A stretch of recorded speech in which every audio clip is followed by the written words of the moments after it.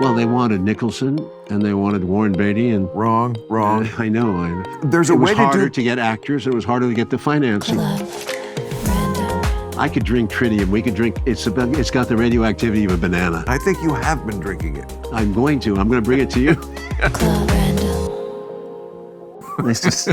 It's great to see you. Are we on now? And by the way, you're looking fantastic. Oh, give me a break. What? Are we on? You're older than. Yes, we're always on. Okay. That's what I'm telling you. No, I want to say thank you. It's nice to see you again. It's been a long time. I know. We've had some great moments. Yeah, we have. I mean, many years. And from Politically Incorrect.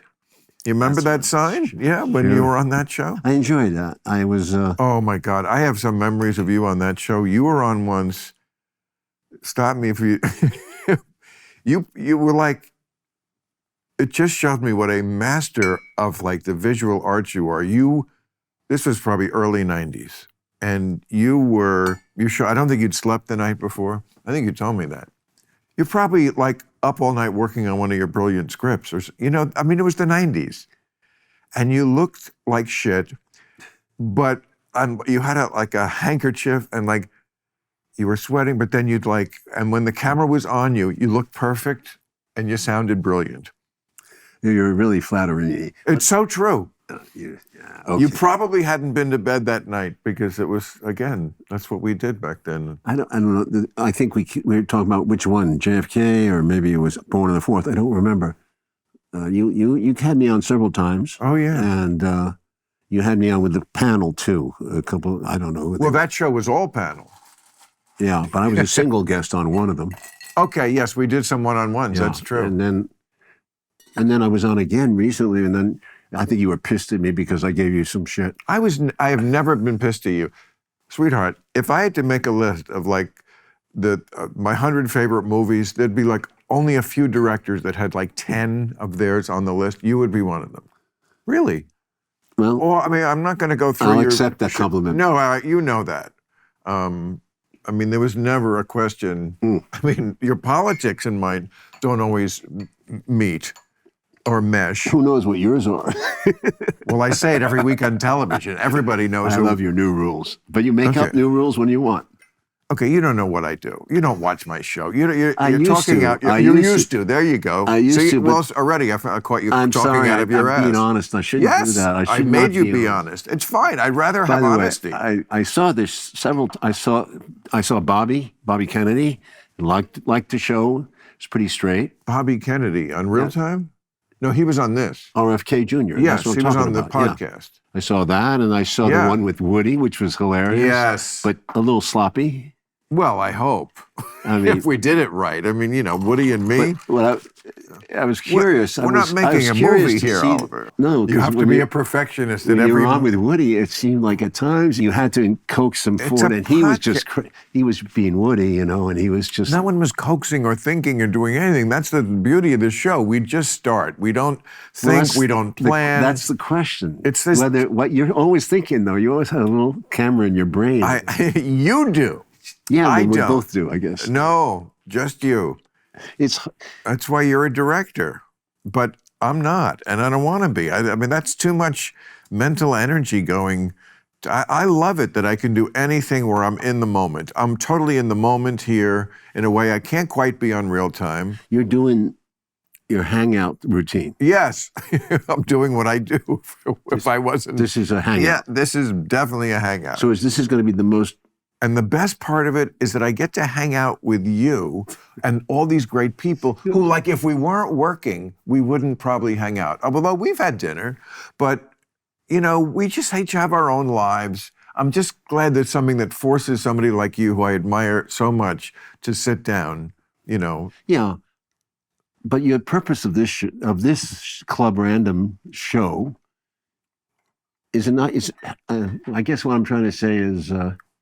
That this business is kind of a business. It's a show business. Yeah. So at a certain point, you always know it's show business. So, are you really in your living room, doing the Mike Edward R. Murrow routine? That you're relaxed and all that? Right. Well, no, because he had a cameraman like over there, and so people were. This is trying to fool you a little more. Now, you are not someone I can fool, unfortunately.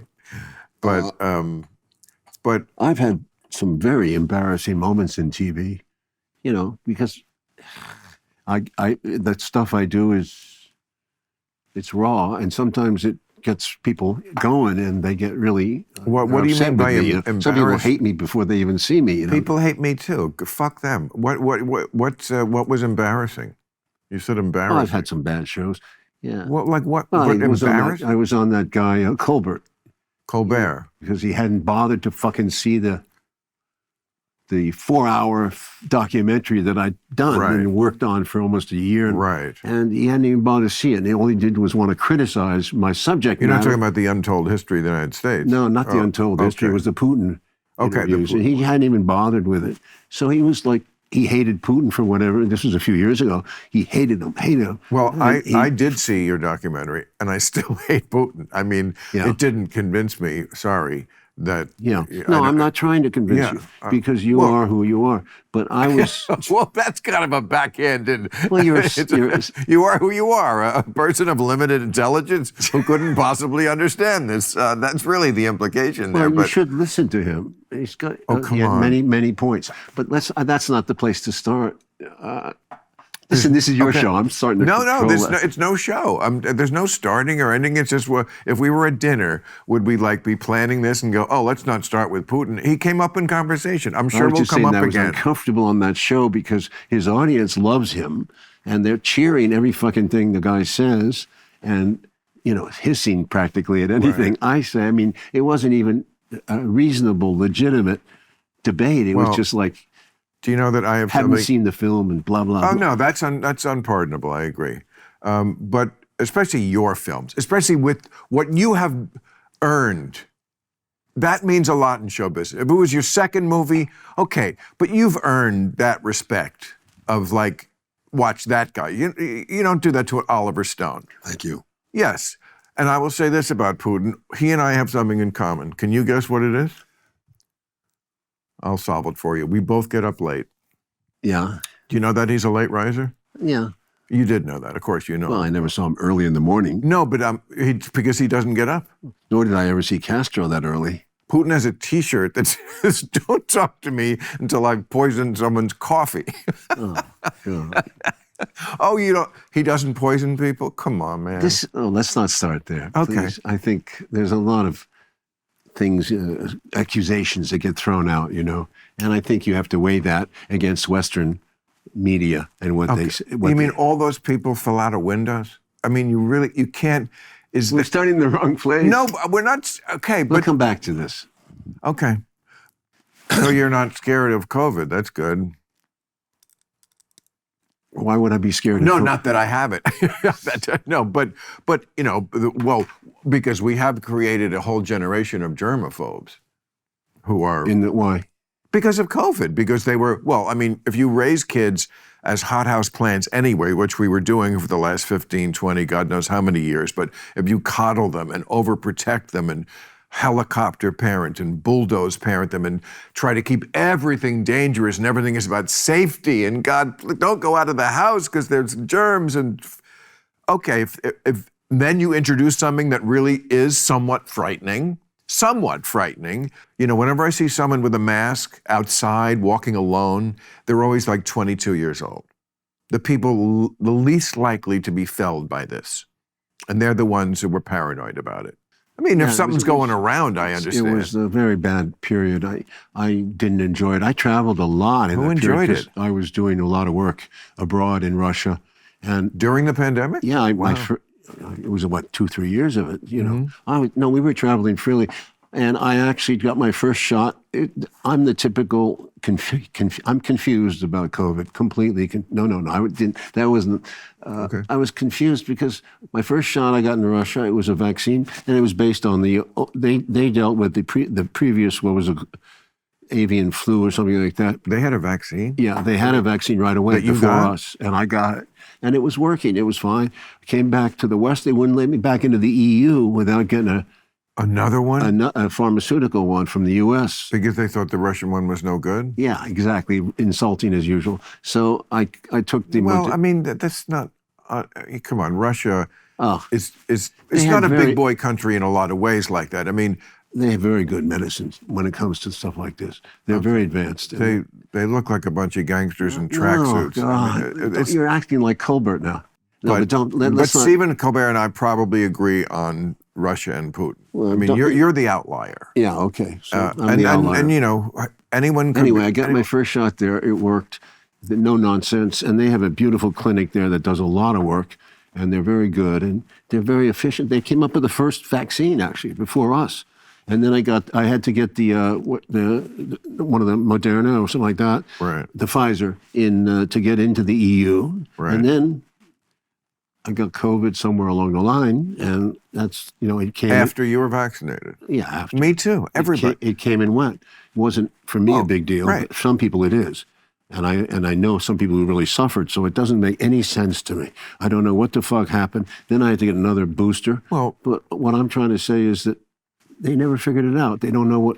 It's Right. just it's a jerk off, and the whole way they dealt with it. yeah. This massive, this mass sterilization, this mass Right. fear is typical of what I feared the most in this world. Is the world is kind of becoming more and more rigid, like you said. See, we agree on that. on that. We totally agree. Yeah. It's just And I'm fashionable. don't want to put words in your mouth, but you do agree that some vaccines are yeah, right. Yeah. It's a case by case, and also it's should be according to the individual, and especially after we found out that it didn't stop transmission, or getting it. I got Then all. there was no excuse for the do it for other people. It's not doing anything for other people. I know. So you don't have any argument now. And then I met people who don't have it, and that was fine. Who never had a vaccine, and they were functioning. So it's Yeah, very of course. confusing. Well, many people got it and never knew they had it because, like any, Nobody knows what it was.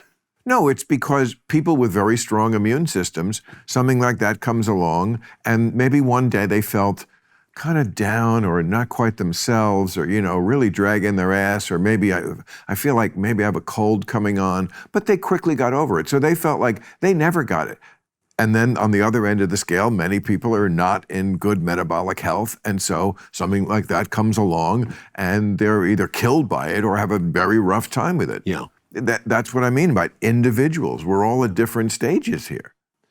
it's a mystery. It's a mystery also. What happened in China. Was it a lab leak or was it a genuine natural market flu that came up? I don't know. Would you make a movie about this subject? I feel like it's good. I'm not chasing the news, and it's very, very. I'm gonna have. Yeah. It's a lot of Yeah, that's sensitivities true. there. A lot of people suffered greatly, so you have to be. That's a very touchy subject. But do you think it was a lab leak? I believe it was, but I don't have any proof. Well, what I said from the very beginning is it should not even be a political question. It's a scientific question. What was the origin? Was it eating bats, which I think is way more racist, or was it a lab leak, which the woke idiots call why is that racist? That in their high-tech lab, it could have happened anywhere. It was a dumb idea to do gain-of-function research, which is what they were doing, which was suggested by Fauci and other people. And that's a legitimate medical debate to have. Also shouldn't be political. Should we do gain-of-function research? To me, it's like, I know you're big on nuclear, and we're pretty much in agreement on that we need nuclear power. Or nuclear weapons, if we have treaties about these things, if these things are so dangerous that we even can't use them, like nuclear power, certainly gain-of-function research is in that same realm. We don't have the logic with not having nuclear plants is, yeah, they're way better than regular energy, except if something goes horribly wrong, which is a valid argument. And that's the same argument with gain-of-function research. Yeah, it probably would be good if we knew what the virus is going to do, but it's not really worth the risk of if it gets out, which it did. And it could have been worse, and it might be next time, right? Yeah, it could come. There could be other epidemics, but I had polio, I had shots, all that. I didn't like you. You were born the same year. Yes. And it went along all the whole way. Got all the vaccines. Right. And I'm sure, but then I started to meet people who were actually fucked up by those vaccines, like the polio, Yeah. including Bobby Kennedy brings a lot of focus on this in his book. And Tony Lyons published the book. Tony's daughter got a shot for smallpox, I believe it was, and her mind was affected, and it's since she was about 14 or. But that's not to say that the smallpox vaccine wasn't a vaccine we needed. And if smallpox was going around again, I'd be the first one online to get it. That's the kind of thing that proves. Well, you should talk to him first before you do that. I've talked to him about it. I just have a different opinion. Smallpox, no. Every medical decision to me is just playing the odds because they don't fucking know anything. No, they know some things. What the problem is, they know a lot more than they used to know. So they think, oh, well, look at those idiots back then. Yeah, but it's what we don't know that we're gonna know in 20 years that's gonna make you go in 20 years, oh, Jesus, what a bunch of idiots we were. So sugar, we didn't know anything about sugar when we were growing up. Yeah. We didn't know much about auto safety belts and we're stuff. We're at the infancy of understanding the human body and how it works. So be humble about that. Yeah. That's all I'm saying. But smallpox, no, I don't want to get, smallpox could kill you. That was a really nasty one. That was not COVID. COVID's a pimp. Yeah. It was Barzini all along. Well, did you read Bobby's book about Fauci and what he? I mean, a lot of what was said makes sense. You know, it was about this. Goes back to the AIDS vaccine. That he resisted. There was all these homegrown cures, as it was with COVID. COVID people came up with ideas, including ivermectin and all those other things, and they were working for certain people. So it worked. I've taken it. I did too. And and they really said, no, you can't take ivermectin or whatever and the other things. So it's the law, the concept of authoritarian government that is really bothering me, and I think it bothers you. This authoritarian, yes, of course. Biden saying, well, we take the vaccine, and you have. Yes, that's one form of it. I would say the form that Trump is threatening us with is even worse, and which is what? Well, I mean, he doesn't concede elections. The elections only count if we win theory of government. Okay. Well, come on, Trump he still has not conceded the election. He has not conceded. He does not honor the. Okay, I mean, do you know for a fact that he lost? I'm just curious. Okay, you're going to make me. I just don't know all the facts because. Well, I do. Is there a conspiracy theory you don't believe? Oh, come on, Bill. But Oliver, you know I'm intelligent. Intelligent, of course you are. But look, I've had many people sit here and I've said the same thing to them. Like, the key to getting along in America is not getting into these tribal things. It's understanding that you can have somebody in your life who you go, for A, B, C, and D, we are so aligned and the person is so smart and they really get it. And then E, each of you thinks the other one's crazy. And there's a couple of those with us. But we got A, B, C, and D. And so we'll start with that. Yes, that's got to be enough. You can't make people agree with you on these things. And you're right. I'm just asking you. I'm not an expert on the election. I'm not a political junkie. You are, and you follow it very closely. Okay, all right, then I'll give you the thumbnail sketch. They tried it in 60 courts. It was laughed out of every court, including by Republican judges. The people who saved this democracy were Republicans, good Republicans in states where Trump pressured them, like the one he's on trial for in Georgia, find me 11,000 votes. It's on tape.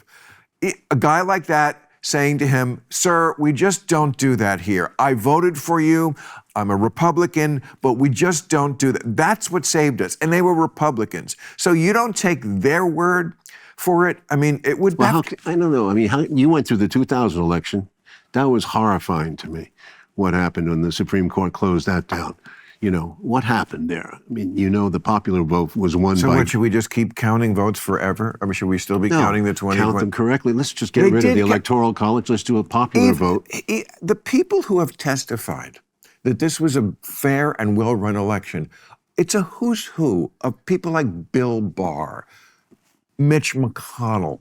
You're talking about Liz Cheney. You're talking about dyed-in-the-wool, serious conservative Republicans who went with Trump really further out than a lot of us thought they would go with a guy like McCain's not a war hero.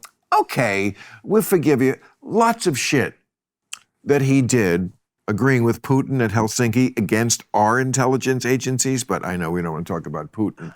But it's like, what will they, we found the thing that was their safe word, the thing that made them go, no, that's too far. And it was, we have elections in this country.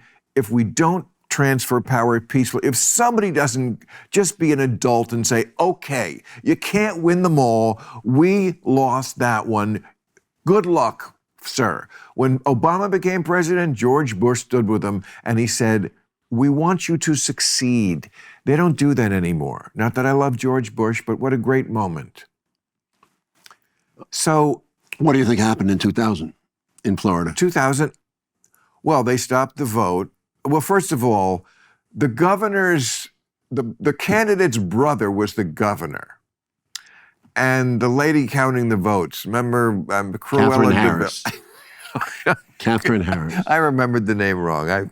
Cruella DeVille, but you're right, Catherine Harris. I mean, could there have been shenanigans? Look, there was shenanigans in the Nixon-Kennedy election on the side of the Democrats. Yeah, always. I mean, plainly, Joe Kennedy, right, brought that election for his son. I reserve judgment because it was Chicago. It was the Illinois part more than the West Virginia part. And that was Daley, and he was the boss there. And Daley did his own policing and this. But actually, I think Kennedy won the election. I really don't. Wow. That one is it's tight. But what I'm saying is the one that's the easiest to get on board with. You're like, no, that's I need all the facts on this. Well, I don't know the facts, and I think I would trust the accountants more than the politicians. And I'd like to know what the accountants say, the guys who vote, who know the most about votes, who do the electoral commissions. You know, I can't take Biden's word for it on anything. It's not his word. It's the Electoral Commission. It's Trump's own election security guy who said this was the most fair, well-run election that we've had ever. Really? Yes. I don't know about that. Okay. I don't know about that. Well, I mean, if there's nothing that can be said or argued that would convince you, I think what shocked people was then it's called a closed Trump mind. got so many votes. You know, that was what was shocking, that he did so well compared to what he was expected to do. Right. Because we believed all. Why don't you believe he could have lost? We believed all the East Coast, the media elite, that he was going to fail, and boom. Yes. They were wrong. We would love to see them being wrong, don't we? The media elite. Because they really hated. They went too far in hating, in dumping on Trump, and people don't like that in America. You're right. They don't like dumping on. You're right. And they did it too much. Well, yes, I was actually having this discussion about the CNN network recently, and I want there to be a CNN in the world. Something that I used to be able to count on them, and I still do some. What a joke! Some of it to just give it to me straight, Doc. Just give me the news. And, they had this town hall with Trump about 6 months ago, and they took a lot of flack for it. But he was adored by the audience, who were Republicans, I guess, and independents. I think they said both. But whoever it was, they fucking loved him. And then the panel comes on after, and they do nothing but shit on Trump and what a liar is and this. And I'm like, okay. And as a viewer, I'm thinking, you know what? I fucking hate Trump. I know he's a liar, but this is boring. First of all, we know it. And you're not trying to get at what I think would get a better audience for you, which is putting forward just the notion, why? Why do these people, this entire audience of people, let's find, why do they like him so much? What are you doing that is so off-putting? Even if they don't like him that much, that they prefer him to you. If Cracker Jacks had peanuts and dog shit in it, you'd want to know why the dog shit is, getting half the action. I think a lot of people liked him because he got dumped on so much. It's like Pete Rose, a lot of people started to resent the media for the dumping on Pete Rose. And he was probably crooked in that way with the gambling. No question. I don't. Well, we know exactly what, I mean, when they finally got it out of him, yes, it was wrong. But he, first of all, he's the all-time hits leader. Yeah. All time. Right. Hits. Hits is a very big part of the game of baseball. Yes. And he's top dog. Right. You should not bet. I get it that they're like super, you don't want betting in baseball. He bet, my defense if I was his lawyer is, yes, he's wrong, mercy of the court, but not life sentence because he bet on his own team. It's not like there is a difference between betting on your own team and betting against yourself. That's really kind of Benedict Arnold. But to bet on your own team is just, let's just say he was enthusiastically confident and optimistic about his own fortunes. Okay. Would you make a movie about him? Well, you could say Trump was enthusiastic about his own fortunes You did a sports movie. What? You did I did a sports movie. A great movie. And I still follow sports. See, that's it. You've done so many great historical ones that I love because I'm a history nut. Untold History is my favorite. Yes, I've told you this before, but there's never been a documentary before I got your like quote. that. The amount of footage that you fit in there, the density of it, plus the radical message, You know what you said about America. Before I came here, And look, I'm not against you that America was overtaken by a vast right-wing conspiracy. I get that. In 2000 with Scalia. Well, before that. I mean, they've all been out there. They used to call them birchers, and then they birchers, were birthers, birchers, whatever you want to call it. It's the same 1/3. During the Reagan era, that's when they achieved a majority position. But Scalia was betrayal of it, and the detail. They were. I mean, the birchers. I mean, look who I'm talking to, Mr. JFK. I mean, wasn't that ilk? That right-wing, very far right-wing ilk, that was who really took out JFK, right? And the people who didn't want the changes he was bringing. That's right. Correct. And they were right-wing. At that time, you could say that they were conventional liberals because they were supporting the Cold War as it existed against Russia. Yes, you can. Because they wanted to keep the expenses were going, the military industrial, the money was huge.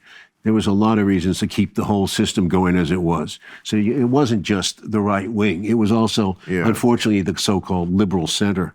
You know what scene is just priceless? Finally, a book with the guts to challenge the accepted narrative of recent American history. Read it and realize that in America there is what actually happened and a parallel universe of myth and conventional wisdom.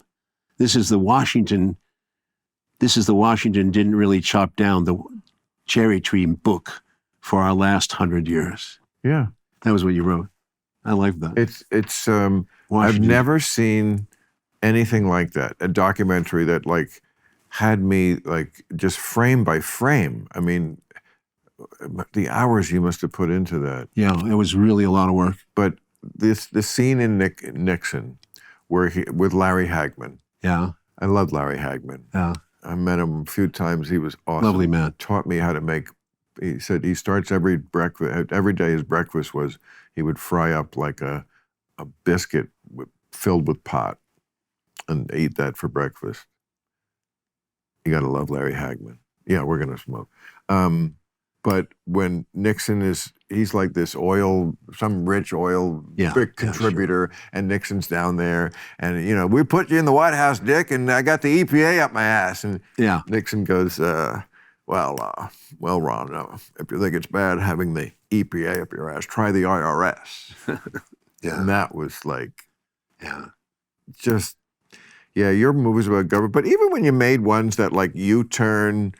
I don't know what the point of that one was, but it's just wildly entertaining. And the football one, I was surprised, Oliver Stone's making a movie about football. But again, it was, it had a lot of comments about society and again, wildly entertaining. Well, everybody was rotten in it. It was really a film noir. Yeah. And in the true sense of the word, in the film noir in the old days, everybody was bad. Right. And we've lost touch of that. So I wanted to do an homage to that. And the guy, Oh, okay. I get Sean that. Yeah. Sean Penn is Yeah. is a great hero in the sense anti-hero. Oh, He's such a weasel. but in real life, such a great guy. I hope you're still friends with him. Yeah, we talk, Oh, good. although we're on different sides of certain points. Like you and I, and that's okay. Yeah, it's okay. Oh, Sean's a big vaccine, Is a big what? vaccine. I mean, he's the one who vaccinated half. I got my vaccine from him in the parking lot at Dodger Stadium. And of course, at that moment when a lot of people needed the vaccine, he did a How do you great know it thing. worked, though? How do you know it worked? I believe that, I totally believe that if you were in bad health, the vaccine saved your life in many cases. I took the vaccine, I got the COVID.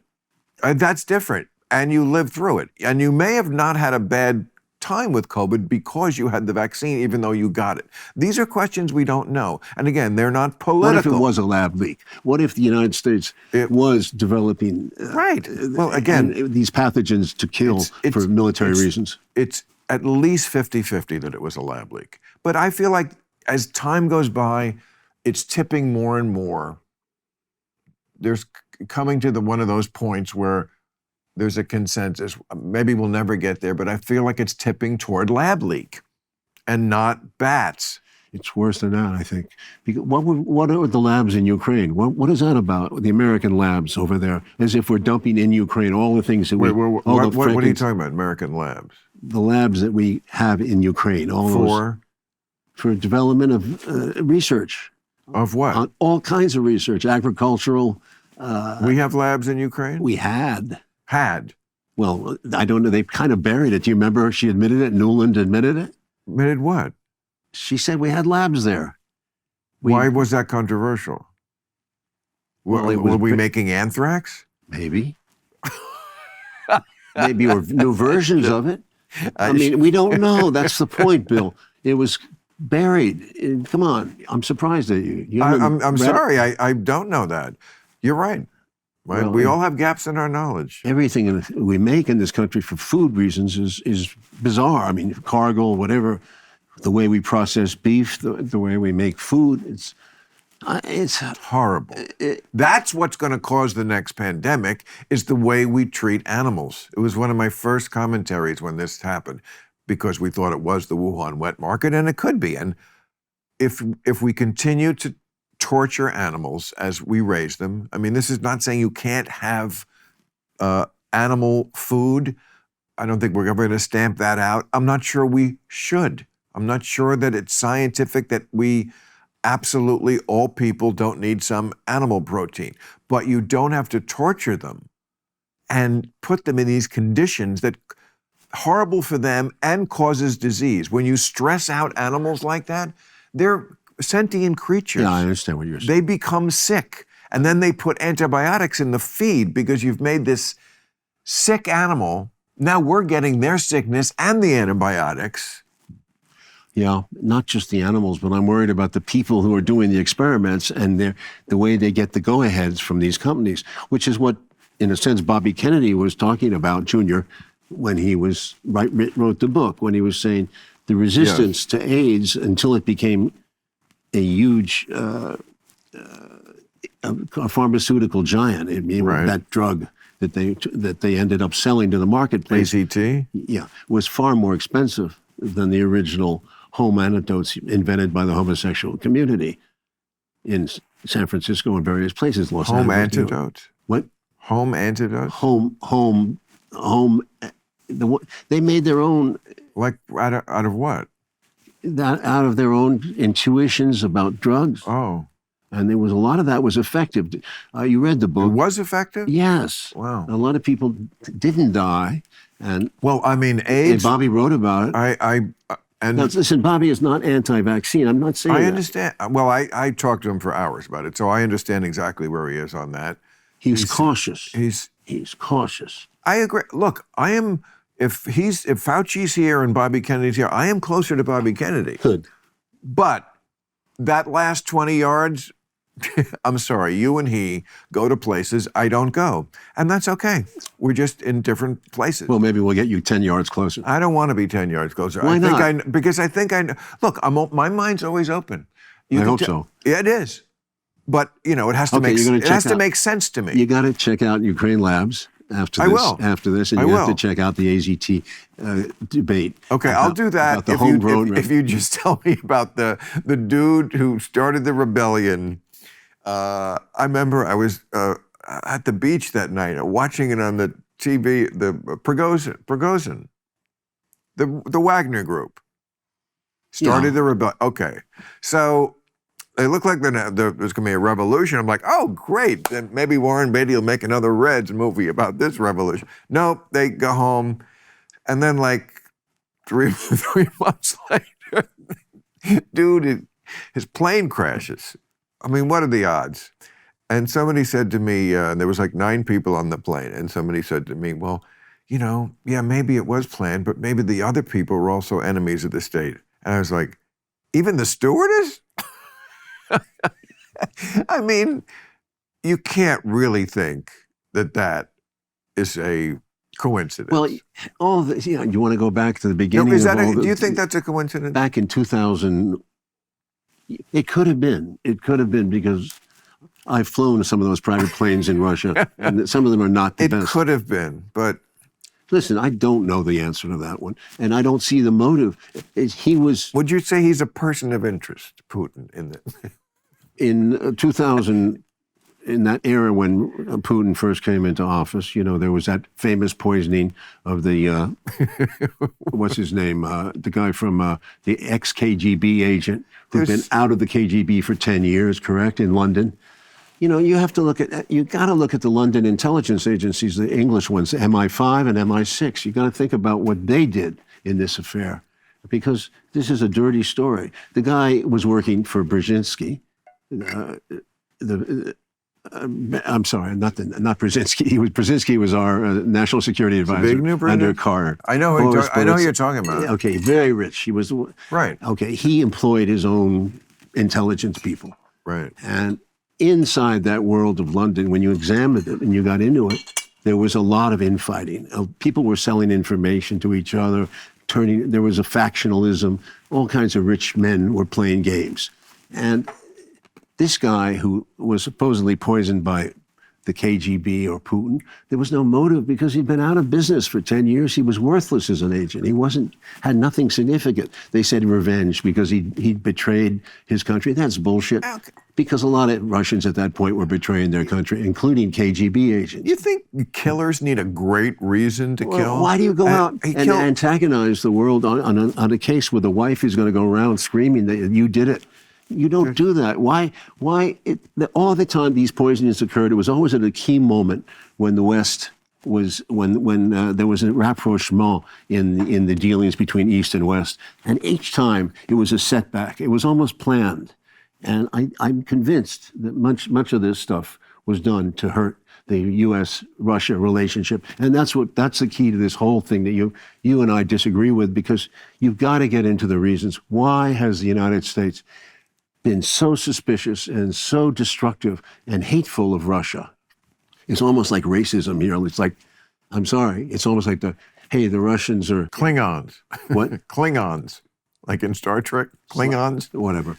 I'm not familiar with Star Trek. You don't know who the Klingons are? Even I know that. I don't. Yeah, I didn't sit around. No, you were in Vietnam. You couldn't watch Star Trek. No, I wasn't. It's true. You were. What year did you go? I had a girlfriend once who... You went like in 67? She couldn't see me because she had to see Star Trek. And every time I went over there, I tried to get a kiss or something. She'd be watching the show. She was so devoted to that show. Wow. Couldn't stand it. Listen, you have to examine. And I mean, really, you're smart enough to go back. I'll send you some books. Just look at the whole, why has the West been obsessed with Russia since... call it the period when Yeltsin was we almost had Russia. Well, we had Russia. Here's what from 96. Here's where we probably have some common ground. Not just but I think Strobe Talbot, I think George Kennan, some very big thinkers. George Kennan, yes. Kennan said... Strobe Talbot, no. okay, you don't know what I'm going to say, which maybe you do, that it was a big mistake to roll NATO up to his doorway. Why have NATO? NATO was there to combat the Soviet Union. The Bill. Soviet Union, I've said this many times, the Soviet Union fell, so why are we still having the alliance against you? Of course it's going to get your back up. Now, maybe Russia would have become what it was anyway, even if we didn't do that, because the wounds from living under communism, I think, the psychic wounds, they do not disappear in a generation. I mean, communism and living in that way where, you know, the old joke, nobody works, nobody gets paid. I mean, everybody... Yeah. I was there. I was there in '83. I saw the worst of it because it was falling apart. And people informing on each other. It was horrible. No question about it. Communism was decadent at that point. So it was a horrible place. It didn't work, and it fell apart. I got to know Gorbachev very well here in the States and also in Russia. Love him. And I feel like he... And I spent time with him. And, you know, And you like him? I loved him. He was a transition. He was the transition. But there are two people in that era, him and de Klerk in South Africa, who managed basically bloodless revolutions, which I got to think is one of the hardest things. Yes, there was no violence. One of the hardest things to pull off is a bloodless revolution. Unbelievable. Revolution, sure, any idiot can do it. Unbelievable. But a bloodless one? It was unbelievable. And Gorbachev hated his own country. He was wonderful, and Right. he even he was tolerant with Reagan, and as you know, Reagan finally came around, and Nancy played a role here, or the astrologer played a role. We don't really know, but at some point, Reagan really kind of he liked Gorbachev. Gorbachev was a likable man. He was a great presence, and socially, he was a force. I knew him right to the moment he died. Actually, I mean, I was there several times, and I knew Putin, so I was going across town, and I talked to. Putin did not like Gorbachev because he had the almost stereotypical Russian dislike of Gorbachev because they'd lost Russia, they lost their sovereignty under him.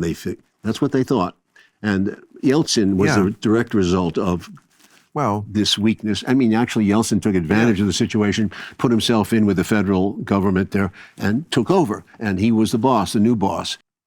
During the Yeltsin period, we have Madeleine Albright, we have all these people who are still talking about supremacy and about NATO and how it must continue. The Kagans are there. All these what you call neoconservatives. Don't forget the Project for the New American Century, the people who sent us into Iraq. They were all very, very anti-Soviet. Right. And many of them still thought it was a Soviet Union. They didn't think that they changed. Right. That Francis Fukuyama, they're not going to change. Right. You know? They're not changing. They're still Russians and they're still communists. And that mentality carried over. I, as a naive American, went over there. I got to know Putin pretty well for an American. And I choose to believe that there is a new path in his thinking. And he exhibited that to me on several occasions, constantly saying that he was not at all a communist. He didn't like communism. He served under it. He saw its evils. He really, he was intelligent, very intelligent. I agree he's intelligent. I'm trying to bring you along into understanding what he felt. No, look, first of all, I get it. You know him well. Well, I'm trying to say, understand him, that he was really working towards integrating Russia into the Western model of this economic growth and prosperity for his people. He's got a funny way of doing that. Well, integrating. He did very well. Are you kidding? Are you kidding? He's the opposite. He's like the opposite of Peter the Great, who wanted a window on the West, right? That's why he founded St. Petersburg, right? He wanted a window on the West. It's on the Baltic. Yeah. So he dredged a city out of a swamp. Yes. That's kind of things people did back then. Man, when they wanted to get some shit done, try to get that through Congress. Club Random is brought to you by the audio marketing gurus at Radioactive Media. Okay, if you're in charge of a nationwide company, it's time for you to fess up and tell me, have your recent marketing campaigns been real turkeys? Keep doing the same thing and your competitors are going to eat you up and serve you as yesterday's leftovers. Time to try something new, different, and groundbreaking that will get noticed by utilizing new platforms to acquire customers and partner with shows like mine. You can enjoy lower CPMs, elevating your brand in a space away from your competitors. Generate up to 9 times more leads by combining the power of audio and video channels with text messaging and generate an ROI as high as 5, 6, or 7 to 1. The team at Radioactive Media creates campaigns airing nationally on podcasts, terrestrial, satellite, and streaming radio. Club Random has been partnering with Radioactive Media since the beginning with clients such as Signal Wire, Heat Holders, Wine Enthusiast, and more, and they can create a customizable campaign for your company's needs. Radioactive believes so much in the power of audio marketing, they put their money where their mouths are by using it themselves, right here, right now. For a limited time, get it on their Black Friday Cyber Month deal and receive a pair of tickets to see me live in person when you lock in your first campaign.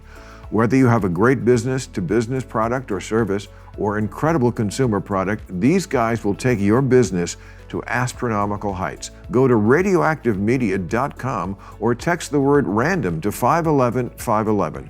Discover how audio marketing can surpass your current strategies with new and innovative ways that sound better. Go to radioactivemedia.com or text random to 511-511. Text random to 511-511 today. Terms, conditions, message, and data rates may apply. There's nothing more annoying than finding the right thing to wear for the right occasion. Isn't it amazing how it's a huge pain in the ass to find clothes to put over your ass? And if you're doing something in the day and need to transition to night, you start the process all over again. That's where Rhone comes in. Rhone removes the hassle. Men's closets were due for a radical reinvention, and Rhone stepped up to the challenge. Rhone's commuter collection is the most comfortable, breathable, and flexible set of products known to man, and here's why. Rhone's comfortable 4-way stretch fabric provides breathability and flexibility that leaves you free to enjoy what life throws your way, from your commute to work to your 18 holes of golf. With Rhone's wrinkle release technology, wrinkles disappear as you stretch and wear the products. It's that easy. With Gold Fusion anti-odor technology, you'll be smelling fresh and clean all day long, and on top of that, Rhone is 100% machine washable, so you can ditch the dry cleaner altogether. The commuter collection can get you through any workday and straight into whatever comes next. Head to rhone.com/random and use promo code RANDOM to save 20% off your entire order. That's 20% off your entire order when you head to RHONE.com/random. It's time to find your corner office comfort. Did you know that around 46 million turkeys are eaten on Thanksgiving each year in the U.S.? Think about all of the people involved in getting that turkey from the farm to your table. The turkey farm laborers, food safety inspectors, food production workers, and more. The good news is that after eating all that turkey, that uncle who keeps insisting the election was stolen might finally pass out. It's not easy to find people with the specific skills required for these jobs. But if you need to hire for these jobs or any other jobs, there's only one place to go: ZipRecruiter. And right now you can try it for free at ziprecruiter.com/random. So how does it all work? ZipRecruiter sends your job to 100 plus job sites so you reach more of the right people. ZipRecruiter's powerful technology does the work for you. It scans thousands of resumes to find great matches for your job. ZipRecruiter lets you invite the most qualified people to apply to your job to help you stand out amongst the competition. So if you're hiring, discover what ZipRecruiter brings to the table. 4 out of 5 employers who post on ZipRecruiter get a quality candidate within the first day. Just go to this exclusive web address right now to try ZipRecruiter for free. ZipRecruiter.com/random. Again, that's ZipRecruiter.com/random. ZipRecruiter, the smartest way to hire. Okay, so Putin brought a lot. Putin is the kind of, just going into Ukraine was sort of like, Oh, come on, we're jumping way ahead. Let's go back to that period when he came into office. Yeltsin left the country a disaster. he hates the West. He's not Again, trying you're to jumping to a conclusion again. No, but I he's saw not- no evidence of that. I saw respect for the West, admiration for the West. Where he's at now may be a different place. He says the West is decadent. It's funny. That's what he said since the fallout, since the big fallout. There are some things he says that, like, are not that far afield from things that people over here, including myself, say, like talking about like some things in our society are decadent. You know, when he talks about, but he of course goes too far and he doesn't really understand it because he lives in Russia, but they see the West as decadent. Yes. And they see, I think the Republicans, the Trump people, the Fox News people who are always sucking Russia's dick, I feel like they like Russia because it's the last white place on earth. It's the one, and That's far-fetched because so many Republicans have expressed a hatred for Russia and over the desire years, to not the new batch.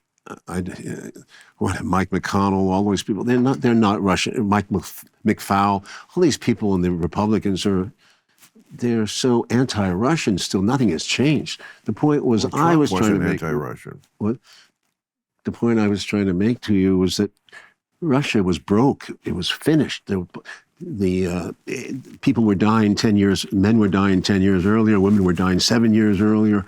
The age expectancy, it was a horrible joint. When Putin put it back on its feet, he took a lot of people out of poverty. He gave it its dignity back, its respect from 2000 to 2000 now.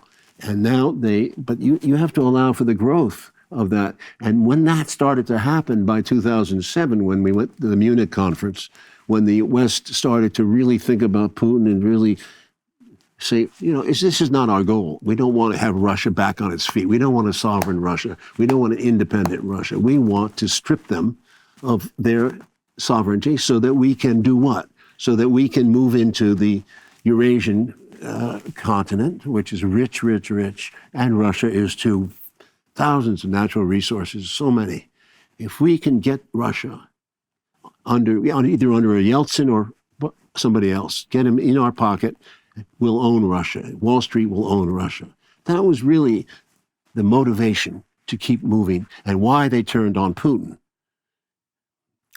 I mean, I wouldn't put it past Wall Street for wanting to own Russia or anything. Yes, I mean, that's what they do. They want to own things. And, anytime there's a vacuum like there is after the Soviet Union fell, I mean, all sorts of vultures are going to fly in. Well, your hero, Gorbachev, I talked to him about this, and he said exactly that. At the beginning, he didn't like Putin because he thought he was dark and, whatever. Putin dark? Oh, come on. Those lifeless doll eyes. I had fun with him anyway. But listen. When he's at dinner, does he ever send poison over to another table? Yeah, he asked me, he has It's from the gentleman. And he waves. I can't get to you. You're a comedian still. You have to. Okay. But I'm saying Gorbachev said, I saw him about 2 years before he died again. And he said, this is wrong what we're doing in Ukraine with the coup d'etat that America pushed in Ukraine in 2016. That was a big mistake and really set off this whole new problem that has resulted in this ridiculous, unnecessary war. It's horrible. It's unnecessary. Who put it off? Newland and your neoconservatives and those people who plotted from the beginning, I believe from the beginning, to get Ukraine. Here is a divided country. We have East and West Ukraine. People, when the war started and there was some talk about battlefield nukes. About what? Battlefield nukes. Nukes. Battlefield. Yeah. Okay, which are still nukes. It's not like, not, okay. And there was a lot of, some people are still worried this could trigger World War III because it's a proxy war between America and Russia. But it's really World War I. It's just this senseless, it's so depressing that here in 2023, we can still fight a war like that. It's very dangerous. It's so depressing. And also just for on a humanitarian level that people can't do better than slogging their way over inches of land. They're fighting over caveman time. Caveman. They've destroyed whatever they're fighting over. So they're fighting over wastelands. But I think you understand that Russia felt threatened, that its security was at stake, that NATO scared the shit out of it, and you've accepted that. I agree. And here they are at the doorstep There was of Russia. no need at that moment. It should have been there were moments for the olive branch and there were moments for the sword. And they miscalculated. Who's and they? The people in power at the time. The neoconservatives. Well, whoever it was it George Bush the first? Yes. Well, he was one of them, but I think it was Obama, I think it was bipartisan. Under Obama, it continued, and Yeah. I didn't know this. I thought I voted for Biden. I thought he would be as an older man, a wiser man, but I didn't realize how much he hated the old Soviet Union.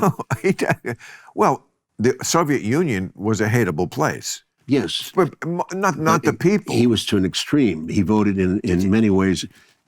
Is it your personal encounters with Russian people that is the provenance of your great loyalty to Russia? Do you think where does it come from? No, I'm trying. But where does it come from? I mean, you know, I'm a dramatist, and I'm trying to tell. No, but the why truth. Russia of all the countries in the Because world? it's the most important. Because the United States has chosen it. Did you feel that way always? Like even back? Only since I went to Russia in '83 because I was curious. I wrote a beautiful script about the dissident movement. I was on the side of the dissidents.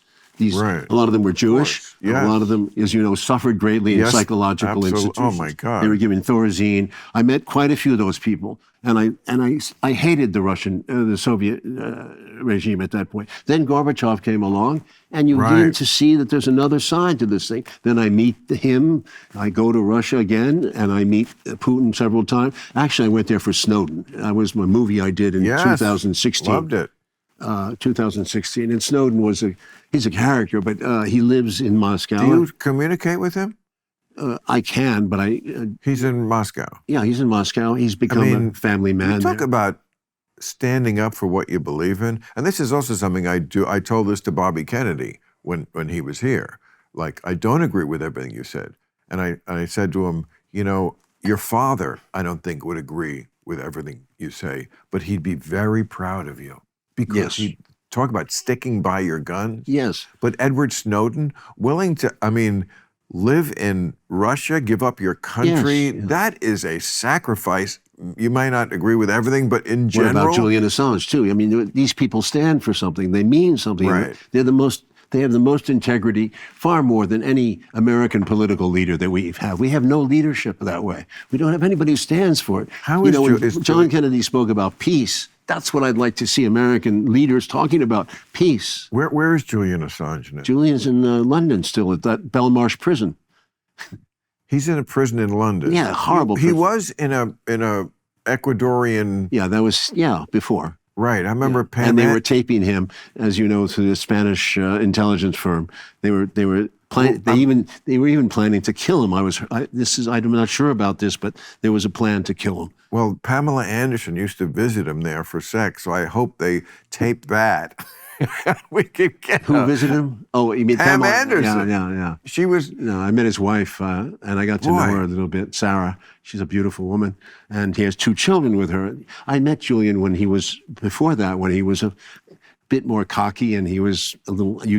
I'd say he was arrogant. Yeah. Well, so what? But Snowden. Well, to do things on that level, to be up that high on that high a tightrope.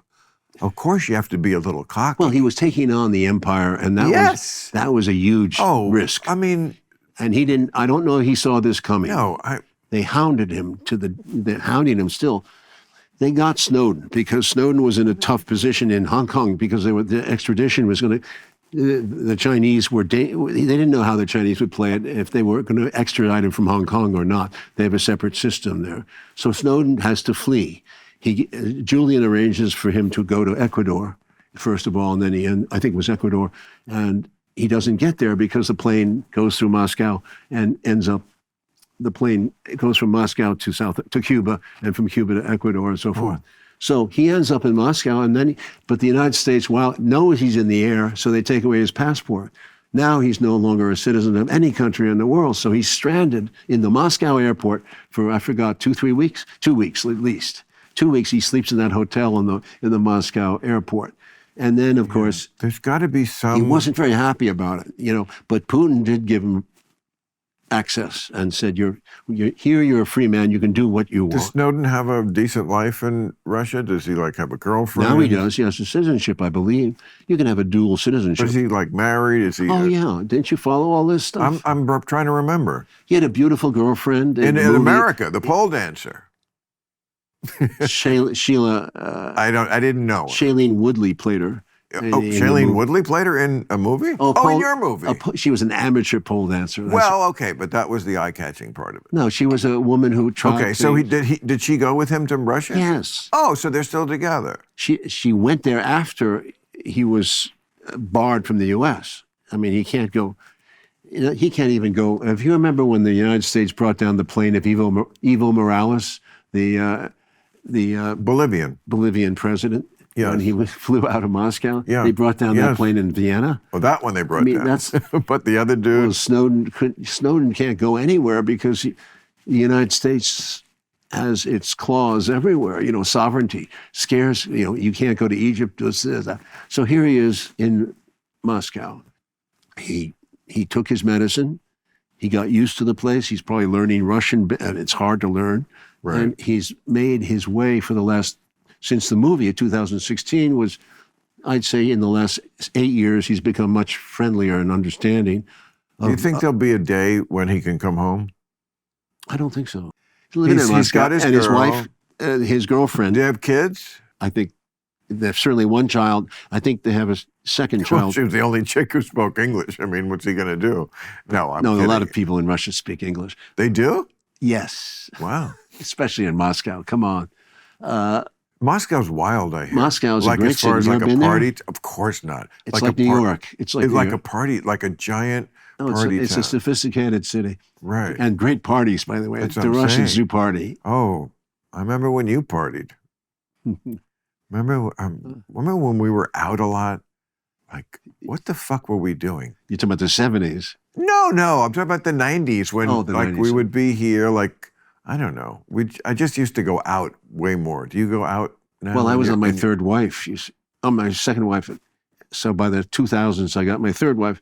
So it's a different situation when you have wives. You know, you have to. I plotted it so in between the wives, I had a lot of fun. And do you feel like you finally got it right? The wife I did. No, I found a Korean woman, and I just. Oh, she's Korean. Perfect for me. Perfect for me. You know. Now, do you say it like Korean has something to do with why she's perfect for you? I think so, because cultural? I do have a fondness for the Korean genes. Always. It's funny. When I was a little boy. Do they get jealous of the Russians? Oh, come on. Who do you like better? No cheap jokes here. In the 50s. It's all cheap jokes. In the 50s, somebody gave me for some reason under the Christmas tree, it was a Korean doll. A little Korean doll with, you know, the chopped hair and all that. Oh, yeah, sure. Peasant blonde. Right. And I loved that doll for some reason. I don't know why. You know, boys were not supposed to. That's your Rosebud.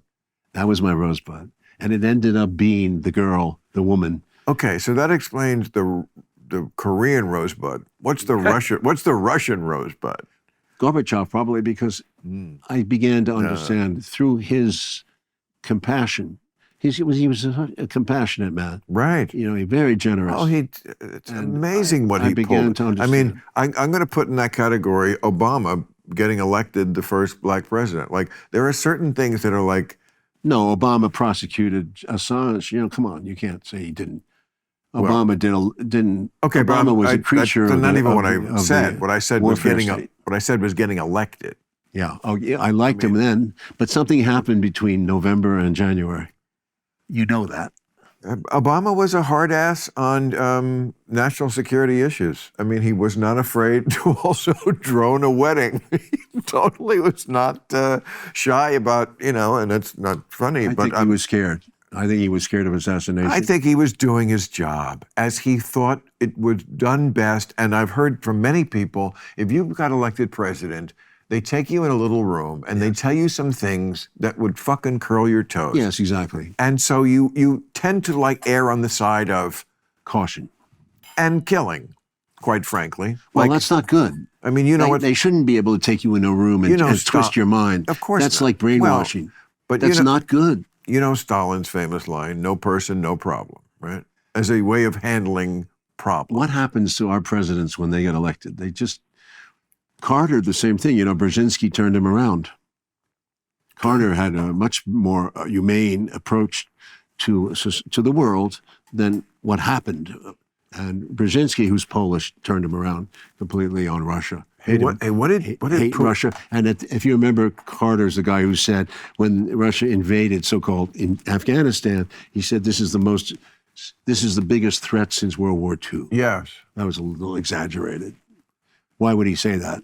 Well, well, Mitt Romney turned out to be. So we ended up supporting all the Mujahideen, all the radicals, all the Islamics that are radical were put in place and supported by America. Oh, so let's not forget that. I don't forget and that became back to haunt us on 2001. I don't forget that, and that's probably the thing in the untold history of the United States that would catch people the most is like your prosecution of that thesis, which is totally true. But of course, people in the decades past, centuries past, they were just more brutal about everything, and we were like, we're the big swinging dick. I remember Vietnam. I was there. Remember? Yeah, it was cruel. Oh, well, what every war is cruel. Yeah, but of course, but cruel you expect in war. It's especially galling when it's pointless, when the war is pointless. They all are in a sense. World War I was pointless. World War I is especially pointless. About fucking. And without World War I, we don't have World War II, so. Yes, you're right. Right. That was another point in the book. Yeah. And we don't have the Cold War because the Cold War is also a fiction, and that came in after 1944. You've seen like the chart of like the players in the countries that got involved in World War I were all like kings and who are cousins. Yeah, you're right. They all knew each other. They like Russia, the Russian dude, and the Austrian dude, and the English dude. They were like, and the Russian and it was about cousinly squabbles between these people. Yeah, it was. It was also economic pressure. The Germans scared the British. The British wanted to be. The British have a huge responsibility for the mess this world is in. You got to look at the British Empire as a member here, as a member still existing in its own ghost-like way. I understand the great Russian soul and all that, and I think the Russian people are probably salt-of-the-earth people. Although, like any abused child, they're rather cynical now, which can be dangerous. But I would have to go, if I had to pick between the British and the Russians, I think I would go with the British. Of course, because you speak English and because you're Anglophile. Also because of culture. Yes, culture, that's true. I'm not, and I like the British culture. There's much good things in it, but there's also an empire aspect. Russia has still not gotten democracy. They went from czar. Let's start with that again. What do you mean? This is the biggest American litmus test: is you're not a democracy we are. This is nonsense. You expect everybody to be the same? We're supposed to be Americans? Come on. No, this is so arrogant of America. We're falling off the edge with democracy. I agree, mostly because of the right. No, mostly because of our inbuilt arrogance. But we still have it. Whereas they went from czars to commissars to now Putin. They went from one basic dictatorship to another. Now this is the third one in a row. It's not a democracy, Bill, and you can't say anything. You're wrong. If Putin was not, there is a form of consent, and people don't understand that he would not be the boss in Russia. Let's say number one, and he can't control everything. He would not even be the boss if the people turned on him. It would be. It's changed. It's not Stalin time. You can't kill people the way you do or send them to gulags. It doesn't work that way. It has a legal structure, and it may not be always enforced and all that, but it does work in its own way. So if he doesn't have the consent of the people, he wouldn't last. That's my point. He wouldn't last 2 months. So I'm saying in Ukraine war, whatever you think, he does have the consent of his culture. When they blew up that bridge, to the Crimean Bridge. Yeah. They didn't blow it up, they damaged it. They damaged it. Yeah. They tried to set off the bomb in the middle of the bridge, right? Right. And that bridge is 13 miles long. It connects Russia. It's the only thing that connects Russia physically to this other country, besides the front lines. So what Like, you think the guy who had to tell Putin that wasn't scared? Which guy? Whatever guy had to go in and say, Excellency, I have some news that... Oh, you think that? You're thinking that? No, he's much more modern than that. People, they don't bow down. He walks into a room. He's businesslike, put it that way, and he gets it. He's not. You create the czar effect around him. I didn't ever sense that. I sensed he was a very practical man and wanted to get down, a truth teller, in the sense that he'd get to business. Let's get to the essence of this situation. What is your problem with me? What's my problem with you? Then the United States has not been willing to talk to him. This is true. You don't give this. At 2007 in Munich, he made the point very clearly. And do you remember, I showed that in the documentary, McCain, and was sneering at him during all the Americans in the audience were, this Russian, he's telling us that the world is not working the way it should. He's telling us the Russian viewpoint. It was so arrogant an attitude to Putin, as if he's just another Russian. What is it about Russians? Is it Slavic? The Slavic? I can't figure out why the hatred. No, it's his actions. It's because Slavic. Because we have overwhelming evidence of things that he has done. Like what? Like killing journalists. No, I disagree. Okay. Why kill a journalist? The woman who was killed. Why kill a journalist? Because they write. Because they.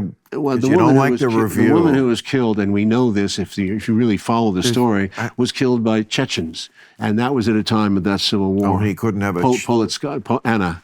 You think Putin couldn't have a Chechen henchman? Okay. Why would? But the motive is the motive. You don't want to. No, you don't. You don't kill a journalist. It doesn't make sense. Don't kill lawyers. You don't kill. It makes perfect sense if you don't want them to write shit about you. You're buying into the Magnitsky Act. Do you remember Magnitsky? It doesn't make perfect. Do you remember the guy in London who's always making those accusations that they killed my lawyer Magnitsky in the prison thing? And they passed the Magnitsky Act in Congress. It was one of the first hostile actions. Yes, I get that, to me, was completely staged by the guy. Bill Browder was his name. He's still alive, multi-billionaire. He stole a lot of money in Russia, and he got away with it. But Mikhail Khodorkovsky didn't get away with it, and he probably didn't do it. He was in jail. Yeah, but he did a lot of shit too. All those guys. How do you know? They were very proud and very arrogant. They stole a lot of money from the government.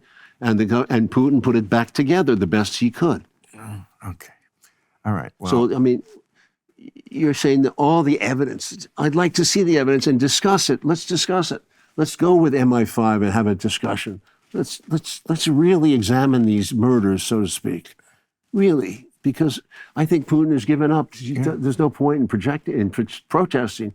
He's given up on the West. He's given up on the West. People have done that. And that's not good. We should stay. Gorbachev was, as you say, is willing to make a deal. He was a wonderful negotiator. So Putin is too. He's a great negotiator. Give him a chance. Nothing can happen until the war ends. But why does Biden Biden, before he gets elected, call him a thug and all these kind of names? Before he's elected. That's the stupidest thing I've ever heard for a presidential candidate. Why don't you keep your options open? It's about the bodies on the sidewalk. The bodies on the sidewalk are not proven. You haven't proven it to me, God damn it. Can I take a leak now? Yes. You mean Putin was like, we have got to do something about this problem of people falling out windows. I think the floors are too slippery by the window. That is what we must work on. The Club Random merch line is up and ready to go. Get your Club Random t-shirts, hats, hoodies, and glassware at clubrandom.com. You admire Gorbachev. I think you have to understand that Gorbachev changed his mind about Putin and came around and he wrote about it. But no one in the West would listen. He said, Russia's has a major problem with NATO. And what they're doing is betraying the deal I made with Baker back in 1990, 6 or 7? James Baker. That's very important. But what's happening now is really, really dangerous to me, and it should be to all of us. All Americans are not aware that Biden has set a policy of supporting Ukraine with its constantly rising demands for more and more weapons, of course. The Ukrainians, or whatever you want to think about their government, there are a lot of problems in that government and a lot of bad people, a lot of bad apples, a lot of, frankly, Nazis. And the problem is that Biden's... Nazis. Yes, the Nazis. Nazis. I've I mean, heard I've that met quite a before. few of them, actually, because I've been... Ukrainians are all over London. They're all Wow, over New York. that's full Putin. What? Not Nazis? Okay, call them sympathizers, call them what you want, but Ukraine was a Nazi sympathizer nation, the Western Ukraine, completely so. I think Croatia more than Ukraine. Galicia, come on. No, there were definitely pockets of people all through Europe who were thrilled Pockets. that someone was All trying to Western kill all Ukraine. the Jews. When they attacked Poland, Plenty they killed Jews constantly, they killed Polish people, and they killed Russians. Everybody did it. Everybody's always killing the Jewish But this was organized. It was organized. as we Come on, see- as we see this week. Stephen Bandera, who they respect, and they have statues in Ukraine. They put medals out in his name. Was a pure out and out. Okay, what I'm but- trying to say is Biden is on the wrong path because his strategy, and it's been asked of him what the strategy is. Why are we supporting Ukraine? And he doesn't come up with a reasonable answer. The best answer he's come up with is weaken Russia. That's what we want to do. We want to weaken Russia, and that's No, what the that's defense. not his answer. Austin, his Austin answer said is that too. His answer is stand up for democracy and that's- draw a line that we don't in the 21st century What democracy in Ukraine? Give me a invade break. other sovereign nations. What democracy? I know the guys who were thrown in jail by Okay. Zelensky. Give me a break. Zelensky was okay. This thing is a fraud. The whole thing is a fraud. It's not a fraud. Yeah, this whole It's not regime- even hard to understand. Here's what it. You know what? Let's go. Let me go through the history because I'm sure you know it. But Kiev, I've said this on my show. People don't like to hear it. Kiev was the first part of Russia. Kievan Russia. Like I think it was founded in like 889 or something like that. Okay, that was the first. Then history, lots of people trod on different lands. That's the problem in the Middle East, that they're both on the same land. Over the years, Kievan Russia, it passed to like the Lithuanians, the Mongolians, attacked the Mongols, like, or Yeah, it's a Polish. bastardized country. and yeah. then it was after like in the 17th century, the Tsar, and then it was its own country until the Soviet Union incorporated, but it was always in that orbit. But if they want to live as their own country, which they do, and they want to look west in a way Putin does not, or at least that's their perception, shouldn't they be able to? I don't think Putin has a problem with that. The problem was that in the Maidan coup d'etat, the government that came into power was no longer neutral. It was fervently anti-Russian, fervently, and went after Russians. The language, treated them like inferiors, and in Donetsk and Luhansk, killed what they called separatists, who were in fact people who wanted to preserve the Russian culture. I mean, this is the These are- issue that comes up so It's often a huge issue. in European history. It certainly was the run-up to World War II, is that in one country will be a minority population from another It's country. not a minority in this case, No, in those well, provinces. Russians living in Ukraine is a minority in the whole country, but not in those regions. Yes. That always gives somebody a pretext to go in and say, well, I just want to be with my bros who are really us. Oh, come on, Bill. And, no, that's it. And we want to... They should be protected. The separatists asked Putin to take over Wait, I forgot who the in separatists were. 2000s. They were the ones who I resisted see, the Zelensky Right. Poroshenko regime. They didn't want to be. First of all, there was a coup d'état. That's not democratic, Bill. They got rid of a guy. Yeah, who I Ukraine actually is interviewed. is a hugely corrupted country. Absolutely corrupt. Yeah, all of a sudden it's more corrupt under Yanukovych than it is under Zelensky. No, Poroshenko, they're all bad. We do have issues with the Ukrainian. I mean, they always ranked in the world like rankings of corruption. 156. You know, You know, I don't think they took home the gold, but they were always in the conversation. You know what I mean? They were. So no, that has not gone away. The Maidan referendum thing. The students, I'm all for them. They were protesting against the repression, the corruption of the government. There was a lot of built up But what happened What, the was Orange Revolution? that was back in 2000. Is that what you're talking about? No, that was back in 2002. And by the way, that happened, and Putin was okay with it.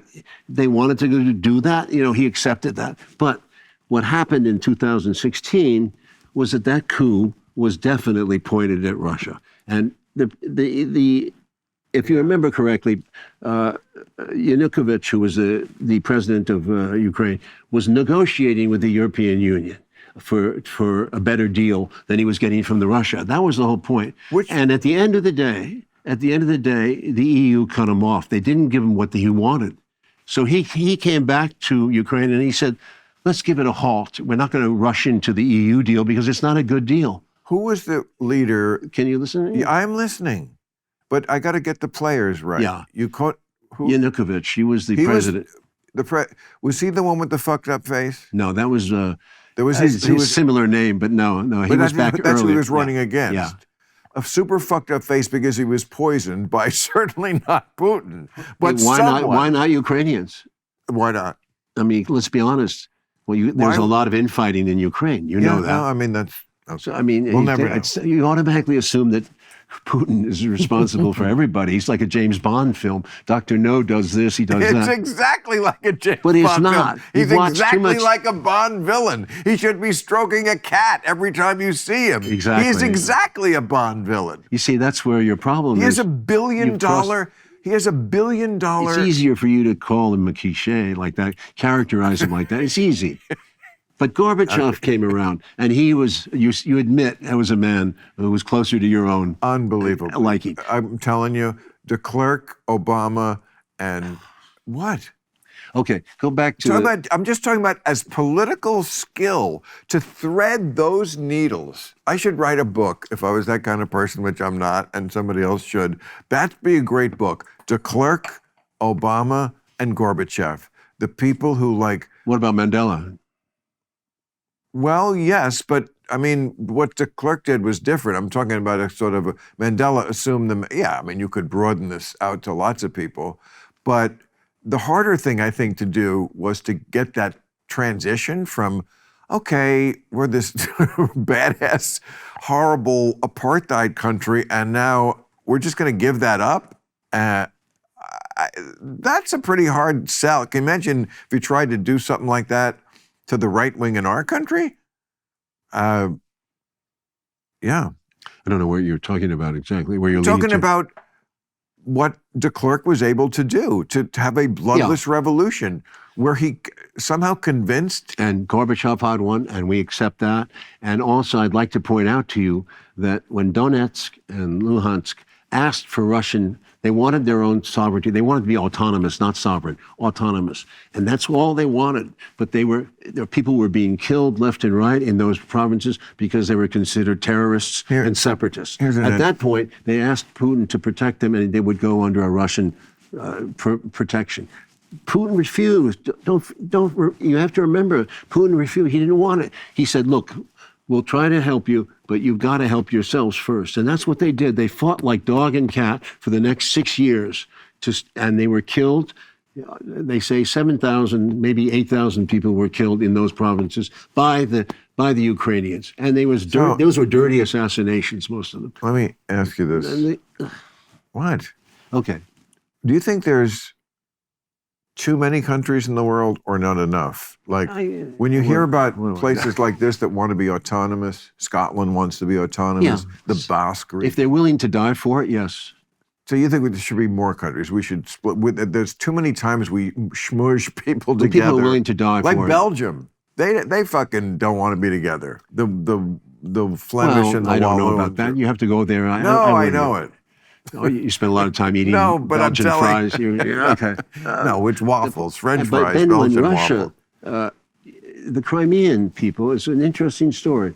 Because you should see my documentary, Ukraine on Fire, because there's footage of the Crimean reaction to all this. Is this the new one that we're... No, that was 2016 I did that. Okay. 17, 16. So what's the one you have now? The Nuclear Now. The Nuclear Now. What you're going to call it. Let's get to... I want to finish this story, goddammit. Okay, all right, go ahead. So Crimea saw the Maidan thing happening, and also It wasn't democratic. They were just being all of a sudden dictated to by anti-Russian people in Ukraine. They didn't want anything to do with that. There was not one drop of violence. Russia was there by treaty. They had 17,000 troops in Crimea. They're by treaty, and they inherited, in a sense, the situation, because Crimean is Russian, and at the end of the day, it's not really part of Ukraine. It was given to Ukraine as a birthday gift by a drunk Khrushchev. No, he won it in a poker game. Okay, a drunk Khrushchev. You're admitting half this story. So the truth is, Crimea had a bloodless revolution. That was a big deal.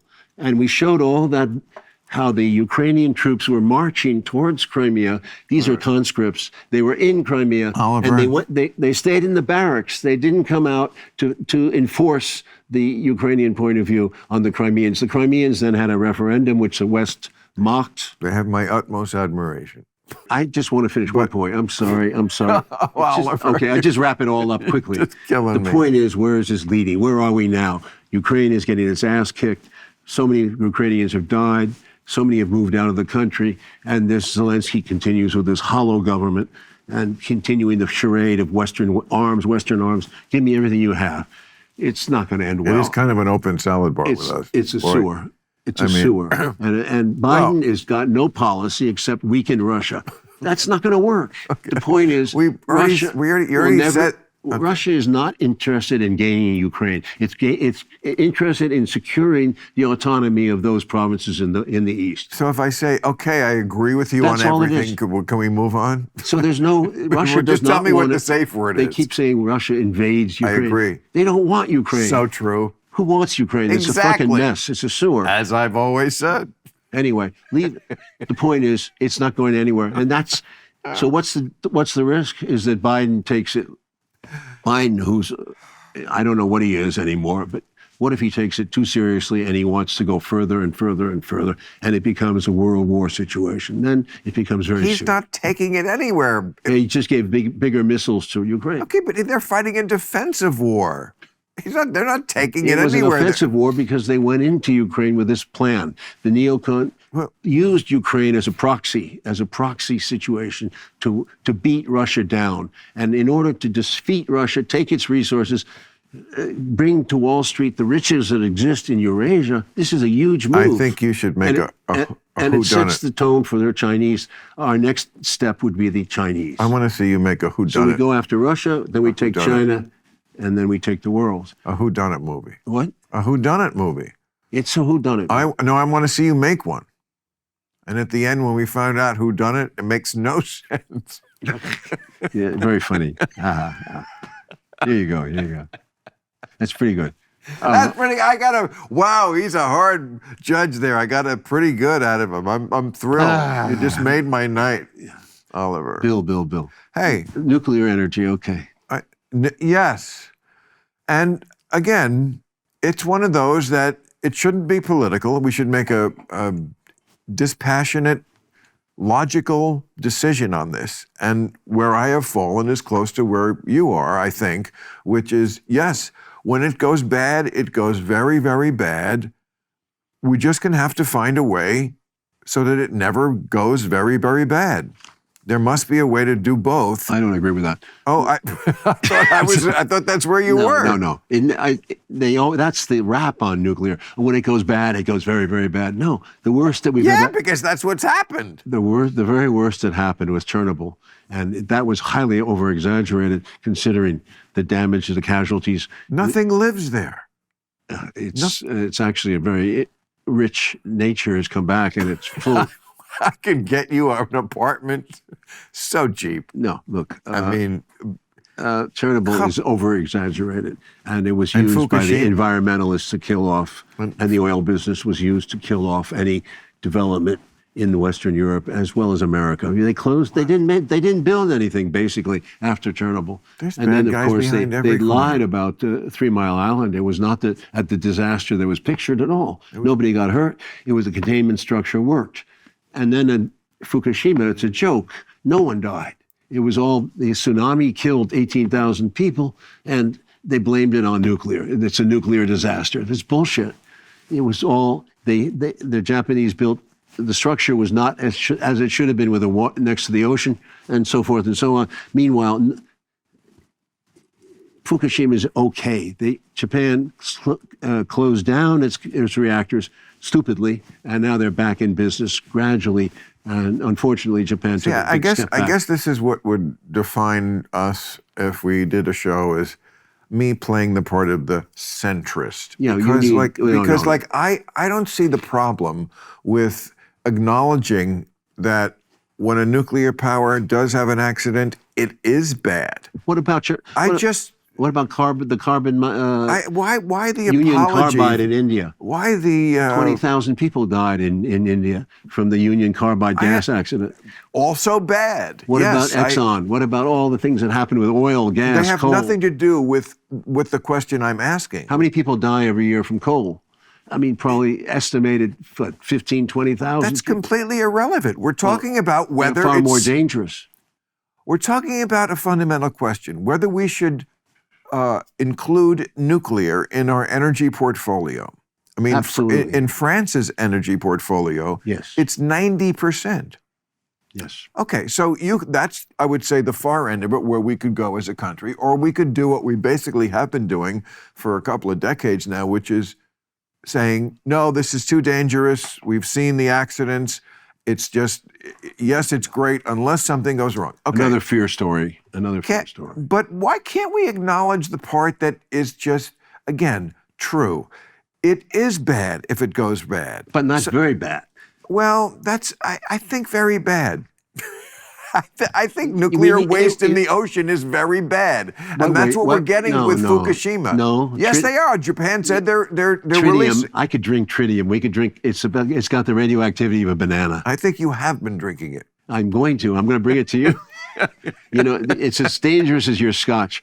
No, seriously. Tritium has been another one overhyped, as has radioactive waste. All these stories. That's what this film is about: knocking out the fear, coming down to facing what happened, what's the reality. And once we accept that, we blew something major. Okay, but America would be nuclearized now. I'll be the spokesman here for, I think we should be using nuclear power, but I'm not going to lie to the people I'm trying to get to sign up for the program and say, folks, even if it goes bad, it's a big nothing. Nuclear waste, I don't know what you've heard about it, but I had some for lunch. Nuclear waste. I'm just not going there. Okay. So just admit Well, I wish you'd seen a movie. I will see the movie. We talk about nuclear waste, we go into the details, and we go into the specifics. Again, specifics. And the truth is, radioactive waste is one of the best features of nuclear energy, because look, how much nuclear waste after 60, 70 years in America do we have? We could fit in a Walmart. It's not a lot. Can I ask you a personal question? It's a concentrated question? medium. It's an energy that's very concentrated. I love waste as much as the next guy. Compared to gas, and coal, I oil. can talk about it all night, but why don't you for us fans, I'm just the young man in the 22nd row, okay? For us fans, why don't you spend all this time making documentaries and stuff? Why don't you make what you do so well? Make a movie that's a great entertainment, always about something. Yeah. That's why your movies are great. They're not just pointless. But you make it entertaining, which I feel like that's what Hollywood forgot to do in the last decade you have or a good so. point. Maybe they make things that are just ponderous, and it's all about, look what good people we are. It used to be, look what good product we make. Well, I'll tell you why I didn't. Because there's a way to do. It was harder to get actors. It was harder to get the financing for those kind of movies. I'm sorry, they killed me. You're right. Yeah. They killed me. I made a film called Nixon. I really broke my. So awesome, Nixon. It was a big film, and it was 3 hours and 10 minutes, and they treated it every minute is awesome. It was tough. It was very tough, the reaction to that. Also, the casting of Anthony Hopkins. It's hard to make those movies. Brilliant.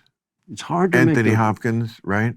So what I'm saying, no one would have thought of that. And Snowden didn't do that. He wasn't even American. Yeah. Why don't you ever take a compliment? Why don't you ever you never want to talk about your triumphs? Oh, I love Nixon. I love it. It's really one of my favorite movies. And Anthony Hopkins? I love him. Right.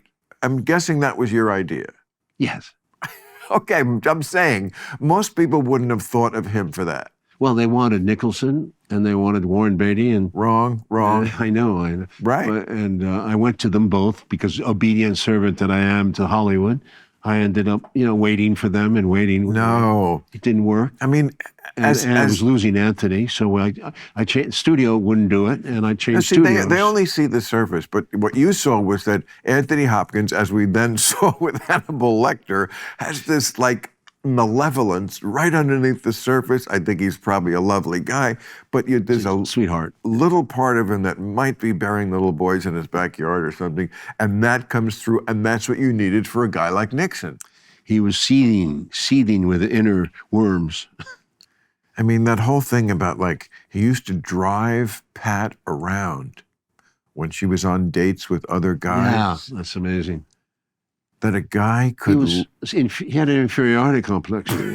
I mean, that's like Ted Cruz land, That's like just. Ooh. No, it was at that time. It was harder to get a date, and it was, and you have to understand it was a depression, and or you could see it very romantically and he thought Pat was the girl for him, and he was willing to do anything. Yeah, but he never made her happy in the end. That's what's sad about the story. I'm going by what the way she projected. I bet everybody has a good first year, right? He was a driven, possessed yes man, and sort of that's what was interesting about the character. Right. When I made the Bush movie, which I loved too. I love that too. I knew I was going to a lower dimension because Bush does not have the intelligence of Nixon. With Bush, you're watching a satire about how dumb this guy. Right. And he says the stupidest things in the movie, and they're all from real life. Right. And it's really sad because that was nepotism in the sense that he becomes president because of his father, and to avenge his father's cowardice, I suppose. But what I'm saying is that the power of our country is sad that I had not since John Kennedy. The leadership in this country has really gone down the hill, down the tubes. And we need good men in office, and we don't get them. And women. We're getting, and women. And trans, and gay, and every race. We need good leadership. That's what we need. But, as many people have pointed out, the leadership is always a reflection of the people. So when you say we need good leadership, or the system. The system sucks, yes. The system to get elected is not democratic. It's based on, power. It's based on money and power. And you get elected because you do the right moves at the right time. I mean, governing is power. Governing is exercising power. You can't, remember those guys in school? But you can't take power out of the equation, or else you can't govern. You need some power, right? Do you remember, what school did you go to in New Jersey? I went to Pascack Hills High School. Elementary school. Holdrum School in Rivervale, New Jersey. Do you remember the guys in the class in the 5th, 6th grade, 7th grade who wanted to be student council president? Yes. And how they would lobby? Brown-nosing, smarmy. And they'd get something. In my case, they would give money. Yeah. They'd lend money to people. Grade grubbers like fucking, they become Ted Cruz and Josh Hawley and all these fucking Harvard-educated. Hated those people. Oh, you went to Harvard, right? I went to Yale. Yeah. Same thing. I was in Bush's class. Right. 68. I mean. Not that I knew him, but I know the type. He's entitled. When they ran the campaign against John Kerry, and they turned John Kerry, a legitimate war hero, into somehow that was such a chilling moment, because they took the guy's best attribute and through media and the stupidity of the people, convinced that the guy who avoided going to Vietnam because of his father's strings was the war hero, and the other guy was the schmuck. That was amazing. Amazing. And it echoed George McGovern campaign. McGovern was a genuine war hero and a pilot. Sure. Who dropped bombs over Germany. Yep. really saw the action, saw the shit. Yeah, And George McGovern, I don't know if you met him, but he was the loveliest of men. I'm sure. Yeah. He actually supported Nixon in the movie. He wrote a whole cool. editorial about it in the New York papers or something. It was really a lovely man. Gentle, kind, saw the world. He was ridiculed. You thought, if you believed the campaign, you would have thought he was a wimp, some kind of weakling. He wasn't. He was a man of principle. Lincoln couldn't get elected in this fucking world. No, oh, of course not. So who do you pal around with? Who are your friends? I would pal around with George McGovern. I'd pal around with John He's Kerry. dead, but who do you? John Kerry is, I admire. I mean, do you have friends in politics that you talk to? Do I have friends? Not really. You don't have friends with politicians. You know that. That's so interesting. Do you have any friends in politics? You're kind of right. I mean, yeah, because it's just too risky. Right. They're always politically correct. And I guess they're friends with Bill each Clinton other. invited me to the White House, but I had to go in the back door. But that's not being a friend. I had to go in the back door unofficially. Yeah. Why? Because he didn't want me on the agenda. Because you're so toxic? Yes, at that time. From what? 1995 or something. From what movie? I was trying to get his cooperation on Nixon, and okay. And he gave it to me, actually. Right. But quietly. Huh. Oh,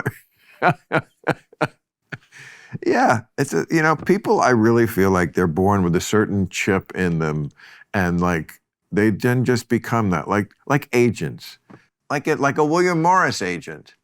They're out of business. Okay, but WME. Okay, but I'm just saying, you can spot one a mile away. I'm not saying that this disrespectfully. I'm just like, oh yeah. Do you have an agent? Of course. Well, then, and he looks just like yours. You really think? No, I think agents are human. They're human. I'm not saying they're not. Look at you. You always go to the extreme. Of course they're human. I'm not claiming that they're androids. They just look like them. I think that's cruel. Your agent's listening to this and may see it. Yeah, but you've hurt his feelings. Trust me, that was funny. Agents like it when you're funny because funny is money. I've heard that talk said a million times. Money is funny. No, funny is money. Funny is money. So, but no, I feel feel like agents have a soul, and I think if you. I really do. This is not a controversy. You're making. I think you're revealing yourself so much with this. Look at you making a controversy out of this. Yes, agents have a soul. I give. You know that joke? That's. You have to treat all people as individuals. Yes, but there's two agents. They're standing on the sidewalk in Beverly Hills, and a beautiful woman walks by, and one of them says, "Boy, I'd like to fuck her," and the other one says, "Yeah, out of what?" Okay, man. All right. So, does your wife make you laugh? Because she's hilarious. Yes, she's hilarious. She doesn't speak English. I like her pidgin English. After all these years, how long is she? She's a special. I love her. She puts her clothes on or whatever, she's just my dream. As I said, that doll under the Christmas tree, right? In 1950s, that doll came to be, right? Came to you? Came to be in my life. Came to be, yes. It's an amazing rosebud or whatever you want to call it. You think you manifested that? Yeah, I do. And do you think that's a possible? It's bizarre. I mean, that you can whoever manifest? Gets a doll for Christmas and whoever remembers it. Right. And it happened in 1955 or strange story. But do you think people can manifest things like if they I think do about, in some strange way. I'm superstitious in some ways, sure. Yeah. I mean, the older I get, the more I'm like, anything is possible. I would say that's true. Even though I don't really think that because it sort of gets close to that book, The Secret. It was a very popular book. It was just this idea that you basically, if you just like think how much you really want something, it'll come to you. I'm sure they would say I'm exaggerating or somehow. Well, that's nice to believe. I'd like to believe that. Yeah, everything. It would be nice to get ice cream in the mail, but Chung was ice cream in the mail. Now, I'm not saying she was a doll because she's feisty and she's got her own whole life. She's got a soul, you know. She's not a doll. Or an agent. But that's, I mean, don't misunderstand. Anyway, you were talking about Hamas earlier. And Yes! I want to hear your diatribe about Hamas. What? Diatribe about Hamas, like you could not be hard enough on Hamas right now, or ever, but right now. Like in Iraq. Remember when they had the story, George Bush repeated the story. You remember the story in Iraq? We went into Iraq because they were cruel to the Kuwaitis. Well, they went to the hospitals in Kuwait and took the babies out of these incubators, Yeah. and threw them on the floor, bashed their brains out. That was told to the American public. They went crazy. That was another motivation to go and fight the Iraqis in Kuwait. Turned out to be not true. The person who told the story was the daughter of the ambassador of Kuwait to the United Nations. She got on television and lied completely, made up this ridiculous story to excite the people, made up by Hill and Knowlton, the public relations firm. What was the method? How in your envisioning of it, how Hamas gently killed these 1,400 people? Listen, I wasn't there. I don't know the details. I haven't followed it as closely as you have. But I like when you start saying that stuff repeatedly, and you have Americans like Biden saying it, then you know something is off. Because it was off. The government lies. Bush lied about that. Bush lied about... But you know an attack happened. So that's not a lie. They did break through the walls of Gaza, come into Israel, and murder civilians in Israel. They just went house to house. Yes. Right? Pent up anger release, whatever you want to call it. You seem to want to get to the second issue, so let's do it your way. Okay. Well, I've been to Israel several times, and they've been very kind to me. And they just recently gave me a Life Achievement Award at the festival in Jerusalem. Really? And you didn't get the one from Mecca? No, not yet. Yeah, because they would never show your movies there. No, they have. Because women show their arms. No, they have. They have. In Saudi Arabia? Yeah, I've met him, the chief there. The chief. What do you want? These are chiefs. The chief, you're right. You think like an American. You're really dumb. Hey, it's Chief MBS. Actually, MBS was a brilliant man, and he knew more about nuclear energy at that point because I was talking to him about that. I was talking. You know what I said to him? The de facto leader of Saudi Arabia. Yeah, you know what I said to him? I was very bold. I was in the room with my producer. I said, if you support this documentary, you're really going to get a name as a man who's not always about oil. It's about nuclear energy is better than oil. It's a better form of energy. Sell your oil to other countries if you have to, but support nuclear energy. And he said, I know a lot about nuclear energy. We built 4 reactors in UAE, the United Arab Emirates. He financed 4 reactors in the Emirates. That's how forward-thinking he was, and he knew a lot about the science of it. So total supporter of energy. And it's ironic that he's got this oil corruption kingdom, but as you know, that's the way you talk. You talk to them like Gorbachev did, so you get him to think about these things. And then he thinks about, I'll do a nuclear sideline, and then Do you think he killed that reporter? No. Why? We have to do a show called Let Me Guess. Do you remember Henry II? Let Me Guess with Bill Maher and Oliver Stone. Do you think Henry II, Henry II, now we're going back. I know exactly who Henry II is, Beckett. Yeah, among other things. But what a great play, Beckett. But Can we agree on that? He said, this guy's a pain in the ass. He's breaking my balls. Right. Who's going to get rid of him? We got to get rid of him. Right. But that's like Hillary Clinton said, who's going to kill fucking Assange? It's the same fucking rap. And they did go out and tried to kill Assange. But, it doesn't matter. I mean, the leaders sometimes speak out of hand. They sometimes say, they're emotional like we are too. Right. So I don't know. I don't know the answer to that. Even if he had, I still talk to the guy. And murder is murder, like Trump said. People murder people, and it's the modern world. It's the way. It's the old world. It's not the modern world. It's always happened since the beginning of time. So let's not be hypocritical and moralistic about it. Right. I mean, Say America doesn't kill people. We kill so many fucking people. Right. That's true. And that's what Trump said when Bill O'Reilly asked him that question. And if a Democrat had said it, they would have thrown him out of town. But somehow Republicans have this sort of patriotic... You really hate Republicans, don't you? I hate them. I hate them more still, yes. But, I mean, they are more hateful. But, boy, you know, I'm an honest broker about the other side, unlike so many people. Well, these days. How do you like Netanyahu? You know what? Netanyahu fucked up so bad. He had, talk about like fucking up your one big thing, which was, I'm Mr. Security. I will keep you safe. And in Israel, the toughest neighborhood in the world, that's a pretty good calling card. I mean, they've had 4 elections, like in 2 years. He squeaks through. They don't like him, but it's like, okay, we don't like you, but you're going to do the one fundamental job that we need done in Israel, which is security. When you fuck that up to the level that thing was fucked up, yes, if they weren't in the crisis right at this moment where they can't change leaders, they would kick him out tomorrow, and they will as soon as it dies down. And I always liked him, but this is a fuck up, you know, it's like Why did you like him? Why did I like him? Yeah. Because I thought although he was maligned a lot, I thought when you live in Israel, you understand it is they throw around that word existential a lot in this country now.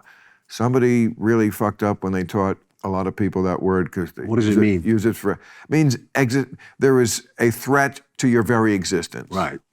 Israel lives in an existential state. We do not. Because as George Bush said, we got oceans to protect us. And we can go shopping. We have a very privileged life. Yes. Okay. But that is not the case for Israel. They live in an existential state. And so I wasn't unhappy about having a president of Israel who was on the security, you know, conservative, I'm a badass, but I will keep the shit to shoe level kind of guy. I think it was called for there, but Marshall Dillon and Gunsmoke, right? Well, because it is a Western town. But this thing with the courts, you know, I mean, a lot of people really feel like he went too far there, and maybe he did. I mean, that's something. Yeah, I gather he has a defense minister who was the interior minister. Yeah, he's got an extremist, and he's got a lot no training at all. Yeah, he's got the hard right in his, you know. Same as Trump did. You know, I interviewed him in 2002 to my documentary called Persona Non Grata, which maybe you'll get a kick out of if you see it, because it's a very funny. It ends with the Arafat. We get to Arafat, and it's a very, as you know, it was right. And then we get kicked out of the country because Ramallah is happening the day we get there, and we have to escape from Ramallah, otherwise we'll get.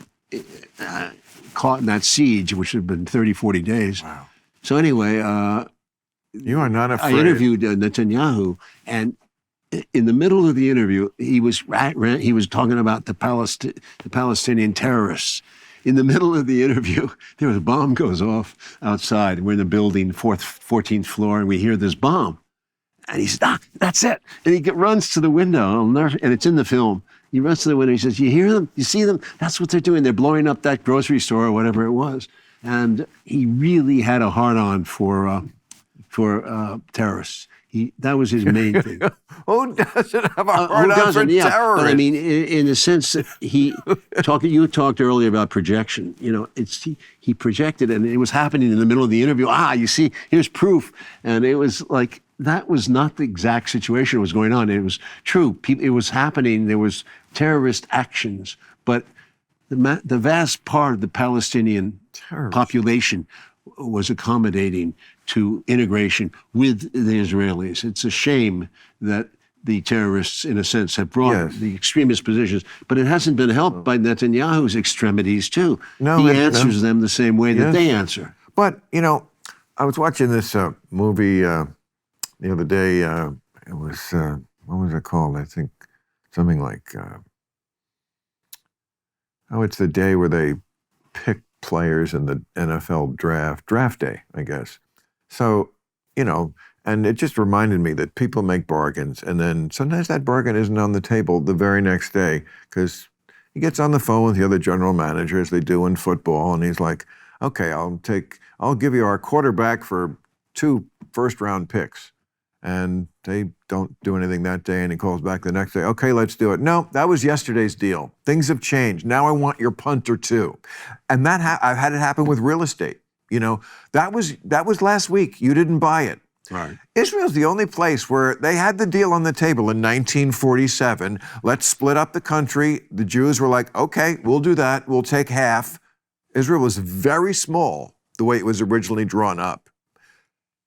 They said, no, we'll attack you and try to kill you and take it all. They failed. Then they attacked again in 56 and 67 and 73, and they are still attacking. They could have peace so easily.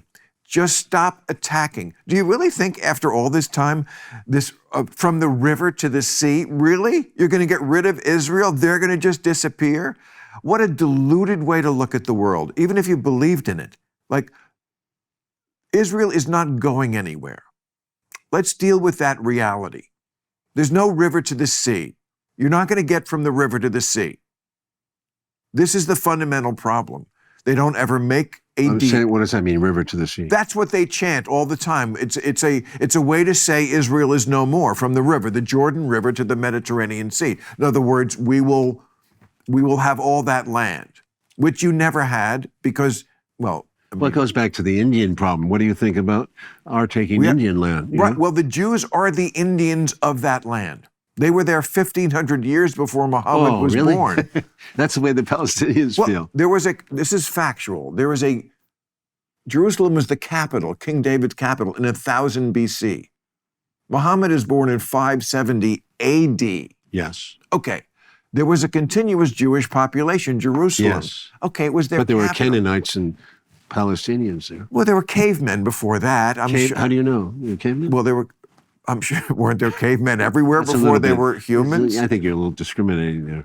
What about the cavemen? What about the Crusaders in 1099? 1099. Yeah, it's a big deal. Why not just charge $11? What? No.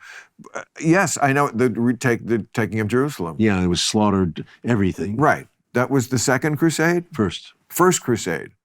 Right. Pope Innocent, is that who proclaimed that? I forgot the name, but I think it was, because I was Pope Innocent, that's a great name. It's such a great name for that, yes. But since then, every crusade failed, and this is another crusade. Now, I admit to you that this crusade it's a very complicated story, but the guilt that Germany faces is ironic that Germany ends up attacking the Hamas and saying, yeah, you're driving out, Netanyahu saying, look, 2.5 million people better get out of town now and fast. And it's never been done. The Germans wouldn't have done that in their worst day, in their worst nightmare. This is why Netanyahu is fucking too much. He's crazy that way. And I spent a lot of time with, Shimon Peres, so I know the other side of the Israeli peace party. Right. Although a lot of people distrusted Shimon too. No, the Palestinians could have had their own country a number of times. Most recently, 2000, the Oslo Accords, 97% of the West Bank. Was the deal perfect? No, no deal ever is. But if they had taken that deal and then shown the Israelis that, okay, we can live side by side without importing fucking rockets from Iran and shooting them at you, and we can police our own militants, then maybe we can grow into more like normal neighbors. But Israel is going to have to keep a little eye on you because you do nothing but try to attack them and make them cease to exist. Is that not reasonable? Yeah, in 2008, Hamas won the election in that West Bank. Well, they won their first election, and then there was no more elections. Yeah, because the Israelis didn't want it. They pulled out. Hamas was the legitimate political faction in that area. And the Israelis would not accept that. They made Hamas into a terrorist organization. Well, that's the thing. Every single point you mention is a counterpoint. But when people say, like, well, it's just the Islamic world, you're a horrible Islamophobe, Bill, and, No, I'm just talking about what the reality is. The reality is that very often when you give people, Muslim populations in lots of different countries, this has happened, the choice, they will elect, in Egypt it was the Muslim Brotherhood, Yeah. Gaza it was... And they were thrown out by Gaza, a dictator. By a dictator, Yeah. right. Gaza, it was, Hamas. Algeria, it happened. I remember there was, have the people have a say. And then the army has to go, you know what, the people kind of fucked up. And we don't want this very Islamic, faith-based government. And they take over and, Yeah, that's the problem, isn't it? That's the problem with the two-state solution. Well, because the truth is that it will never work. That two-state solution is bullshit. But I'm also saying governments are a reflection of the people, here as well as there. The U.S. government, too, has been backing Israel too much and giving it way too much credibility and saying we're supporting you no matter what. And that's seen, we're making so many enemies throughout the world. Biden is flying in there like some Superman, and he's going to find out the truth. So you'll never vote for Biden again? Never. Never? Never, never, never. No matter who it runs again. Well, he'll again. be dead by the time I vote again. Well, but we wish him well, Oliver. We wish him well. But so even Trump, you'd vote? I think Biden has got some psychopathic problem with Russia. I really do. You think he does? Yes, I do. I do. You say he? Yes, Biden. Okay, so, but you would vote for Trump over Biden? In the Russia matter, yes, but not necessarily. Well, that's not on the ballot. I would vote for Bobby Kennedy, and I have come out for it. But he's not going to be on the ballot. How do you know? That attitude is terrible, but I understand why. It's on. better to vote, throw away your vote. I it's voted for Jill Stein in 2016 because I could not stand Hillary Clinton, who you probably love. We're just very different people. I don't love her, but I don't hate her at all. Oh. I think in general, do I have her favorability rating? I do. I think Hillary Clinton is a sincere, policy wonk, smart, hard worker who just wants to fix problems, and she has paid the price of being a woman or a Clinton. Excuse me if I don't laugh. know. I imagine, but they Bill just Clinton make her into a witch that she is not. If she has any flaw, it's that she's boring. It's the fact that they make her, it just says more about the people who hate her. You forgot what she did as Secretary of State. You really are. She lied about being under sniper fire in Bosnia. Oh, bullshit. She did. Well, no, she did. She was antagonistic to. She created problems with Russia. She created huge problems in Libya. She got rid of a guy who was working in Libya, and Libya, since its destabilization. Let's not forget Benghazi. I mean, she should have been on the phone to fuck Benghazi. That's nothing compared to knocking down Libya. Yeah, that's a major fucking problem. It actually still goes on and on and on. Right. Africa's at stake too. The Africans don't like her. Okay. You have to understand, America is making enemies everywhere. Biden is too. When you're home with your wife, is this what you talk about? Never? None of this. She's lovely. I assume that means I'm not.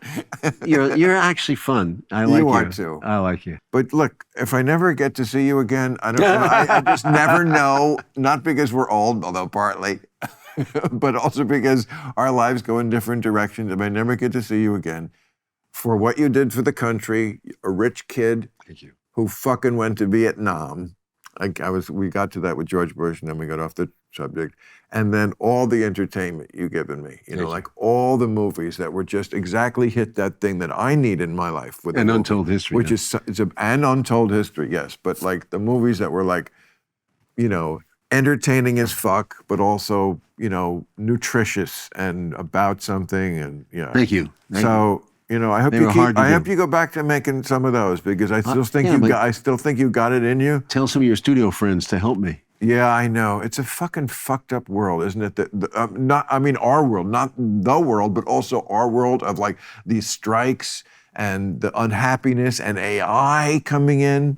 Well, we'll see what happens. I was told today that there is such a thing called AI porn.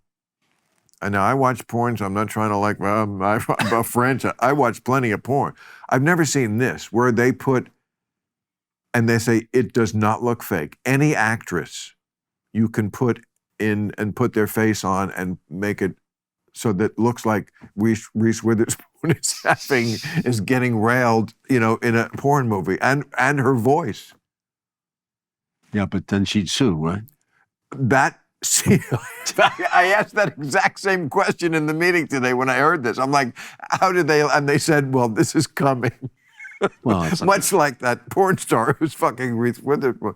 No, yeah, it's just amazing what the actors, they are not wrong to be paranoid about this AI because, and they kind of did it to themselves because you saw in The Irishman, did you see that? Yes. Okay. De-aging. De-aging, which doesn't really work because their face is young, but they... Yeah, there's something wrong with it. Exactly. The spirit. But also the way they move. The spirit's out of sync. It's... and also, it's so funny. You can't have someone who's not Asian, Asian, that wouldn't work for this. So, someone who's not gay play a gay person, that kind of thing where you have to be the exact thing, a trans person has to play a trans person. And yet, we're putting out of work young actors so we can hire 80-year-olds and de-aging them. You'd think that would be a bigger issue with them. Can we just have a law that, if someone's roughly 35, they can't be played by De Niro? No, am I really off base here?